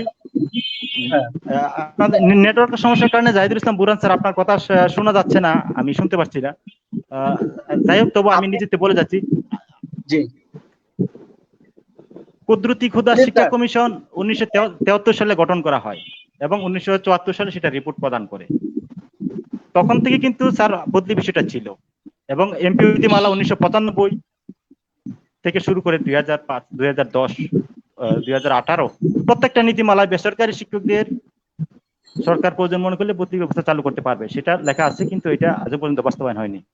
তার চেয়ে আরো দুঃখের বিষয়, আপনার এনটিআরসির অধীন শিক্ষক নিয়োগ যাওয়ার ফলে 2015 সালের পর থেকে আমরা যে প্রতিষ্ঠান পরিবর্তন করতাম শূন্যপদ সাপেক্ষে বিভিন্ন পেপারিং অ্যাডভার্টাইজ হতো যে অমুক প্রতিষ্ঠান শূন্যপদে শিক্ষক নিয়োগ, সেটাও কিন্তু আমাদের বন্ধ করে দেওয়া হয়েছে। আসলে এটা আমি মনে করি এটা গভর্নমেন্টের একটা আন্তরিকতার একটা বিষয়। আপনার আমলাদের আরেকটা দুঃখের বিষয়, আপনাদের এই যে এমপিও নীতিমালা সংশোধন কমিটি, যেটা সংশোধন কমিটিতে তো আমাদের বেসরকারি শিক্ষক এমপি ভুক্ত শিক্ষকই নেই। যাই দুইজন বেসরকারি শিক্ষক আছে তারাও নন এমপিও। আসলে কি আমরা 97% আমরা বাংলাদেশের শিক্ষা ব্যবস্থা রান করছি, আমাদেরকে যদি সেই কমিটিতে যদি না থাকে, যেমন আজকে যদি শাহজাহান সাজু স্যার থাকতো বা আমরা থাকতাম, থেকে দেখেছি শাহজাহান সাজু জাতিকরণ কথা বলতে পারতো, আমরা এটা বলতে পারতাম। আসলে এটা আমলাতান্ত্রিক ভাবে একটা কমিটি করা হয়েছে এবং এটা বিতর্কিত, কারণ দেখা গেছে যেখানে অনুপাত প্রথা বাতিলের কথা সেখানে অনুপাত একটার চেয়ে আরেকটা রাখছে। আগে ছিল 40%, এখন করছে আপনার 50%। এটুকু দিয়ে আসলে হয় না। আসলে আমরা বেসরকারি শিক্ষকরা আমরা যারা দূরে চাকরি করি, আমরা আসলে বিপদে পড়ে এই বদলি বাস্তবায়ন কমিটি আমরা গঠন করছি এবং সরকারের দৃষ্টি আকর্ষণ করছি সেই জন্যই। আসলে আমরা মানবতার জীবনযাপন করছি, কারণ দেখা গেছে কি আপনি কিছুদিন আগে দেখবেন মতিঝিলে এক প্রতিষ্ঠানে টর্চার সেলে শিক্ষককে নির্যাতন করা হচ্ছে। টর্চার সেল এরকম বহুত আছে। এরপরে এই যে শিক্ষক আত্মহত্যা অনেক কিছু বলা হয়েছে, যেমন আজকে একটা দেখলাম ডিবিসি নিউজে যে এক শিক্ষককে 8 লক্ষ টাকা দেওয়ার জন্য প্রধান শিক্ষক চাপ দিচ্ছে, সেই টাকা না দেওয়ার কারণে ওনার বেতন বন্ধ, উনি মানবেতর জীবনযাপন করছেন। পাশাপাশি ওনার যদি বদলি থাকতো তাহলে উনি আরেক প্রতিষ্ঠানে যেতে পারতো। যেমন গত শিক্ষা টিভিতে আমি লাইভে একটা কথা বলছিলাম যে একজন অধ্যক্ষ আপনার কিশোরগঞ্জে একটা কলেজের, উনাকে 2 বছর যাবত বেতন বন্ধ রাখছে। উনি আপনার অভিযোগ করছে শিক্ষা মন্ত্রণালয় সব জায়গাতে, মাওসী ডিজি মহোদয়, সচিবালয় সবাই ওনার পক্ষে নির্দেশ দিয়েছেন যে তাড়াতাড়ি ওনাকে বহাল করা হোক, কিন্তু কমিটি করা হচ্ছে না। ওই স্যার আমাকে আক্ষেপ করে বললেন যে আসলে কি সরকারের ক্ষমতা বেশি নাকি আপনার ম্যানেজিং কমিটির ক্ষমতা বেশি? আমি বলছি সরকারের। না, সরকার যেখানে নির্দেশ দিয়েছে, মাওসী থেকে যেখান থেকে আমাকে বহাল করার নির্দেশ দিয়েছে, ম্যানেজিং কমিটি আমাকে সেখানে স্থলাভিষিক্ত করছে না। আসলে এখানে সমস্যাটা কোথায়? সমস্যাটা হলে কি ম্যানেজিং কমিটিতে এই যে সাজু স্যার যেটা বললো, কিছু কিছু আপনার আছে কমিটিতে প্রবেশ করেছে যাদেরকে আসলে ওইরকম কোয়ালিটি নেই, ওনারা আসলে এগুলা থেকে প্রজ্ঞাপনের ভাষা বুঝে না এবং পেশি শক্তি প্রয়োগ করার ফলে এরকমটা সমস্যা হচ্ছে। তারপরে দেখেন আপনার ব্যবস্থা না থাকে, ভর্তি বাণিজ্য সহ বিভিন্ন সমস্যা আছে। মাননীয় প্রধানমন্ত্রী কিন্তু নির্বাচনের আগে একটি ইশতেহার রাখছিলেন, গ্রাম হবে শহর। আসলে গ্রামকে শহরে রূপান্তরিত করতে গেলে আপনার বেসরকারি শিক্ষকদের বদলি ব্যবস্থা চালু করতে হবে, তাহলে গ্রাম শহর সব প্রতিষ্ঠান প্রায় শিক্ষার মান প্রায় সমান হয়ে যাবে। এখন জাতীয়করণের বিষয়ে আমরা একমত, শাহজাহান সাজু স্যার যেটা বললেন, কিন্তু আমরা জানি আজকে থেকে 3 বছর আগে যে প্রতিষ্ঠানগুলো জাতীয়করণ ঘোষণা হয়েছে প্রত্যেক উপজেলায় একটা করে, সেগুলো কিন্তু এখনো বাস্তবায়ন হয়নি। তাদের এখনো জিও অর্ডার হয়নি, পরবর্তীতে হইতে আরো কত বছর লাগে সেটা আল্লাহ পাকই ভালো জানে, মিনিমাম আরো 5 বছর লাগবে। এবং তাদের শর্ত আছে, তারা জাতীয়করণের আওতায় আসার পরেও 5 বছর পর্যন্ত তারা বদলে যেতে পারবে না। এই জন্য আমি বলতে চাই এই মুহূর্তে এই মুজিব বর্ষ যদি জাতীয়করণ সরকার ঘোষণা করে, এটি বাস্তবায়ন করতে মিনিমাম 10 বছর সময় লাগবে। সেটা নিশ্চয়ই আপনারা একমত হবেন। 10 বছর সময় যদি লাগে সেটা বাস্তবায়ন হতে, তারপরে আমার 5 বছর চাকরি করতে হবে নীতিমালা অনুসারে বদলিবিহীন। তাহলে এই 15 বছর সময় আমরা তো আমাদের অনেক আত্মীয় স্বজনকে হারাচ্ছি এবং অনেক শিক্ষক যে আপনার চাকরিচ্যুত হয়েছে। তো আমরা কিভাবে আমরা বাঁচবো? আমরা চাই আসলে বদলি ব্যবস্থার জন্য চালু হয়ে যাক এবং জাতীয়করণ হয়ে যাক। সমস্যা না, জাতীয়করণ ঘোষণা হয়ে যাক। জাতীয়করণ ধাপে ধাপে হোক, পর্যায়ক্রমে হোক, যেভাবেই হোক বা না হোক সেটা বিষয় না। মূল দাবি জাতীয়করণ হলেও আমরা এখন যান বাঁচাতে চাই, আমরা এখন বদলি হতে চাই। সেই জন্য আমি সরকার সহ লাইভটা যারা দেখছেন, সরকারি কর্মকর্তারা যারা আছেন সহ আরো যারা শিক্ষা সংশ্লিষ্ট ব্যক্তিবর্গ আছেন, শাহজাহান সাজু স্যার আছেন, সবাইকে আমি স্যার আপনি কি আমাকে শুনতে পাচ্ছেন? সিরাজ স্যার আপনি আমাকে শুনতে পাচ্ছেন এবার? স্যার আপনি আমাকে শুনতে পাচ্ছেন? সিরাজ স্যার? জি জি জি জি আমি শুনতে পাচ্ছি। আপনাদের নেটওয়ার্কে একটু প্রবলেম, যদিও শুনতে পাচ্ছি। জি, এমন একজন মানুষকে ঠিক মানে আমরা যুক্ত করতে সক্ষম হয়েছি এবং তার সাথে আমরা রয়েছি ঠিক এই মুহূর্তে। তো তার মাধ্যমে অনেক কিছুই কিন্তু শিক্ষক সমাজ পেয়েছে এবং তিনি বহু আন্দোলনের সাক্ষী। আমরা জানি যে আমিও দেখেছি যে তিনি রাজপথে কতটা আন্দোলন তিনি করেছেন। আমার মনে পড়ে যে একটা সময় আন্দোলন করতে গিয়ে শিক্ষকদের দাবি 10% অর্থাৎ 100% বেতন দেওয়া হোক, সে বিষয়টি তৎকালীন অর্থমন্ত্রী যিনি ছিলেন, আমি 2005-4 এরকম সময় যে আন্দোলনটা হয়েছিল, তিনি বলেছিলেন যে পদ্মার পানি যদি তেল হয় তাহলেই কেবল শিক্ষকদেরকে 100% দেওয়া হবে। কিন্তু এই সময়ে কিন্তু পদ্মার পানি তেল হতে হয়নি, পদ্মায় কিন্তু ব্রিজ হচ্ছে এবং সেই ব্রিজের সাথে সাথে শিক্ষকরা কিন্তু মানে তারাও পেয়ে যাচ্ছেন, তাদের যে দাবিগুলো আছে একটি একটি করে কিন্তু সেগুলো পূরণ হচ্ছে। তো তারপরে অনেক কিছু কিন্তু অপূর্ণ রয়েছে, অনেক মানবিকতার মধ্যে আমরা রয়েছি। মানে কি বলবো, যে অমানবিক নির্যাতনের কথা আপনি তুলে ধরলেন বদলি না থাকার কারণে। তারপরে 25% বোনাসের কথা বলা হয়েছে, একজন প্রভাষক তার যে বৈষম্য সেই বিষয়গুলো তুলে ধরা হয়েছে। আমার মনে হয় যে এই বিষয়গুলোর সমাধান অবশ্যই হবে এবং স্যারের নেতৃত্বে হবে। তো আপনিও একটি সংগঠনের লিডার, ছাত্র আছেনই সবার ঊর্ধ্বে এবং তিনি সামনে থেকে নেতৃত্ব দিচ্ছেন, তার কাছে আপনার কি প্রত্যাশা, বিশেষ করে বদলি নিয়ে আপনি কি বলবেন তাকে? আমরা বিভক্ত শিক্ষকদের বদলি বাস্তবায়ন কমিটি বিভিন্ন ভাবে আমরা যে আন্দোলন করছি, আসলে সেটা আন্দোলন বলা যাবে না, সেটা হলো গিয়া আন্দোলনের মাধ্যমে বা সংবাদ সম্মেলনের মাধ্যমে মানবতার বা দৃষ্টি আকর্ষণ করা। আমরা মূলত সরকারের পক্ষের লোক, কারণ সরকার 2020 সালে বদলি চালু করতে চাই, আমরা সেটা বাস্তবায়ন করার জন্য কিন্তু আমরা সেই উদ্যোগগুলো নিয়েছি। এখানে সরকারের অত্যন্ত কাছের লোক অধ্যক্ষ জনাব শাহজাহান আলম সাজু স্যার, উনি সচিব শিক্ষক কর্মচারী কল্যাণ ট্রাস্ট। উনি শুধু আমাদের বেসরকারি শিক্ষক বিষয়গুলো না, পাশাপাশি আমি দেখলাম প্রাইমারি প্যানেল, তারপরে আপনার এসিটি শিক্ষক, সব বিভিন্ন আরো দেখলাম, সব বিষয়গুলো কিন্তু স্যার ডিল করছে এবং উনি একজন জাতীয় শিক্ষক নেতা। সেই হিসাবে আমি স্যারের কাছে এই বিষয়টা এটা অনুরোধ যে স্যার আপনি জানেন জাতীয়করণ ঘোষণা হয়ে গেলেও 10 বছর লাগবে মিনিমাম, এটা আপনি নিশ্চয়ই একমত হবেন। কিন্তু আমরা এখন যারা বিপদে পড়া শিক্ষকরা, যারা দূর দূরান্তে চাকরি আছি, অন্ততপক্ষে মানবিকতার দৃষ্টিকোণ থেকে হলেও আমাদেরকে জীবিকার তাগিদে বাঁচার জন্য আমাদের বদলি ব্যবস্থার জন্য যা যা করা দরকার, ইনশাল্লাহ সরকারের উচ্চ মহলে যে পর্যায়ে পর্যন্ত আপনি যাবেন, আপনি যদিও বলে স্বীকার করেছেন, তারপর আপনি সিরিয়াসলি বিষয়টা নেওয়ার জন্য আমি বিনীতভাবে অনুরোধ করছি। ম্যাডাম কিন্তু জানতে চেয়েছেন ঠিক স্পেসিফিক এভাবে যে স্যার আপনাকে বলে যেতে হবে 2020 সালের মধ্যে কি আমরা ভর্তি হতে পারবো কিনা। আপনি তো এই সংগঠনের একজন মানে কি বলবো উপসারের নেতা, তো আপনি কিভাবে দাবি রাখছেন স্যারের কাছে যে 2020 সালের মধ্যে কি আপনি ভর্তি বাস্তবায়ন চান স্যারের নেতৃত্বে? আচ্ছা, নেটওয়ার্ক প্রবলেম কারণে আমি আপনার কথাটা বুঝতে পারিনি, যদিও তবু আমি বলছি, যাই হোক, মুজিব বর্ষ আসলে এই বছর মুজিব বর্ষ হয়েছে, মুজিব বর্ষ কিন্তু আগামী আবার 100 বছর পরে আসবে। 100 বছর পরে কিন্তু আমরা বাঁচবো না, আমাদের সন্তান সন্ততিও থাকবে কিনা তার কোনো আপনার আল্লাহ পাকে ভালো জানে, হয়তো নাতি নাতিরা থাকতে পারে।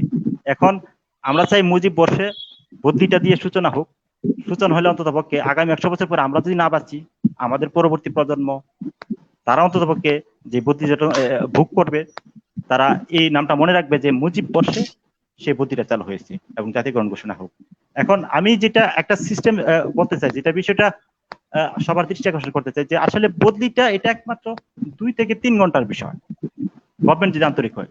কারণ এনটিআরসির কাছে সব শূন্যপদের তালিকা আছে এবং সব শিক্ষকদের তথ্য কিন্তু মাউসিতে আছে, বেনবেজি আছে। এখন ওনারা যদি একটা সফটওয়্যার যেটা ইনস্টল করতে বলছিলেন, একটা সফটওয়্যার ইনস্টল করতে মাত্র 2 ঘন্টা সময় লাগবে। এই সফটওয়্যার ইনস্টল করে তথ্যগুলা ইনপুট করে এই গণবিজ্ঞপ্তির পূর্বে যদি আমাদেরকে একবার কিংবা দুইবার সুযোগ দেওয়া হয়, যেমন সরকারি কলেজের শিক্ষকদের 2বার দিচ্ছে, একটা হলো মে মাসে আর একটা সেপ্টেম্বর মাসে বদলি সুযোগ। এখন আমাদের যদি গণবিজ্ঞপ্তির পূর্বে একবার কিংবা দুইবার যদি সেই সুযোগটা দেওয়া হয়, সেক্ষেত্রে আমরা কিন্তু সেই শূন্যপদ সাপেক্ষে আমরা প্রতিষ্ঠান পরিবর্তন বা বদলি পারবো। বদলি হওয়ার পরে আমি এক জায়গা থেকে ছেড়ে কিন্তু আমি আরেক জায়গায় যাচ্ছি, একটা খালি করে যাচ্ছি, তাহলে পদ সংখ্যা সমান থাকবে। তখন যদি ফ্রেশ ভাবে যদি বেকার ক্যান্ডিডেটদেরকে নিয়োগ দেওয়া হয়, তখন বেকাররাও লাভবান হবে, দেশের শিক্ষা সংকটের যে শিক্ষকদের যে সংকট, সেটা সংকটও সমাধান হবে, এবং দেশ জাতি সবাই উপকৃত হবে। আসলে শিক্ষা যদি বদলি হয়, শিক্ষকদের মধ্যে যে আমার মনে হয় স্যার লাইনচ্যুত হয়ে গেলেন।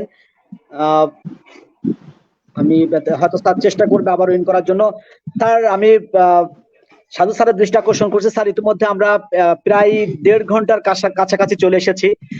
পরিশেষে আপনি শিক্ষকদের উদ্দেশ্যে কি বলতে চান?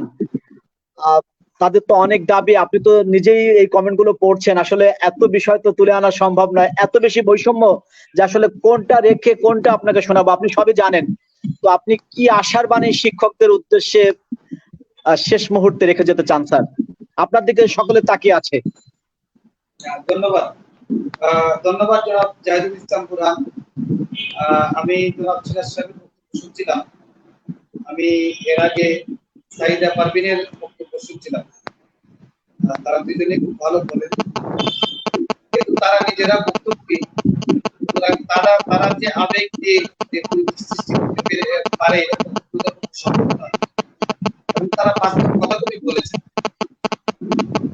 আমি যেটা বলতে চাই যে আসলে শিক্ষার আমাদের অনেক সমস্যা ছিল, হতাশ হলে হবে না, তাকে হতাশার কোনো জায়গা কোথাও নেই। দেখুন, এদেশের শিক্ষকরা বেতনই পেত না, সেই দেশের শিক্ষকরা তো এখন অবসরে যেত, সাথিয়ার লাঠি থাকতো তাদের শাসন, ছাত্রছাত্রীরা চাঁদা ওঠাই আমরা তাদেরকে, আমার সময় আমরা দেখেছি, আমি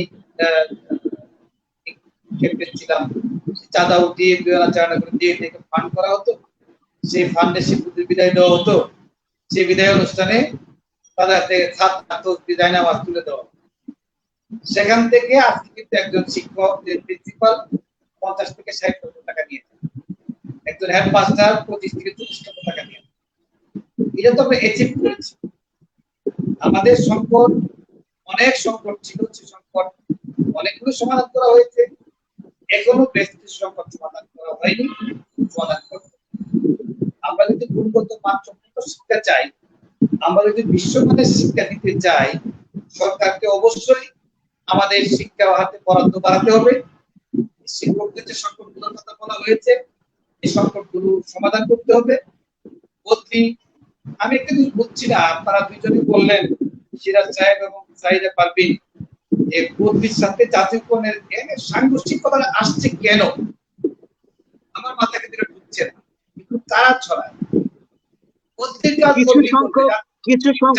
কিছু সংখ্যক শিক্ষক নেতা, তারা যেটা আপনি বললেন যে অন পেপার তারা লিডার হতে চায়, তারা এরকম বিভিন্ন ধরনের ফিকশন তৈরি করার চেষ্টা করছেন। যেমনটি স্যার এর আগে আপনার একটি বিষয়, আপনার যে আপনি যে ট্রাস্টের যে সচিব দায়িত্ব পালন করছেন, সেখানে আপনাকে আপনার একটি বিষয় নিয়েও কিন্তু এরকম রিমার্ক তৈরি করা হয়েছিল এবং আপনি তার জবাব দিয়েছিলেন। তো এরকম কিছু বিষয় আছে। আর জাতীয়করণ তো জাতীয়করণ মূল দাবি, মানে বদলি হচ্ছে one of the parts of জাতীয়করণ। সুতরাং এখানে তো বদলির বিষয়টা করে আপত্তি থাকার কথা নয়। বদলিটা যেহেতু নীতিমালা উল্লেখ আছে, সুতরাং প্রত্যেকের নীতিগতভাবে এখানে এগিয়ে আসা উচিত বলে আমি মনে করি। যদি কোনো শিক্ষক নেতা আপনি হতে চান, আপনাকে বদলিকে সমর্থন করতে হবে। জাতীয়করণ তো সবারই চাওয়া, তাহলে এখানে আপনার কেন কমপ্লেইন থাকতে হবে? আপনার কেন এখানে একটা মানে ফ্যাকশন তৈরি করতে হবে? স্যার এটা আসলে তারা তৈরি করে। জি স্যার, এটাই আমি বলছিলাম, যেটা যে আসলে এই যে এখানে একটা বিভেদ দেওয়ার এটা ষড়যন্ত্রের একটা অংশ। কারণ বদলি একটা বিষয়, জাতীয়করণ একটা বৃহৎ বিষয়। আপনি অনেকে দেখবেন বলছে কি জাতীয়করণ করলে সরকারের টাকা লাগবে না, সরকার লাভ ও হিসাব দেয়। হিসাবগুলো কোনো আগাও নাই মাতাও নাই, গাজা হলে হিসাব। প্রথমত কথা হলো সরকার তো ব্যবসা করতে আসে না, শিক্ষা তো ব্যবসা না।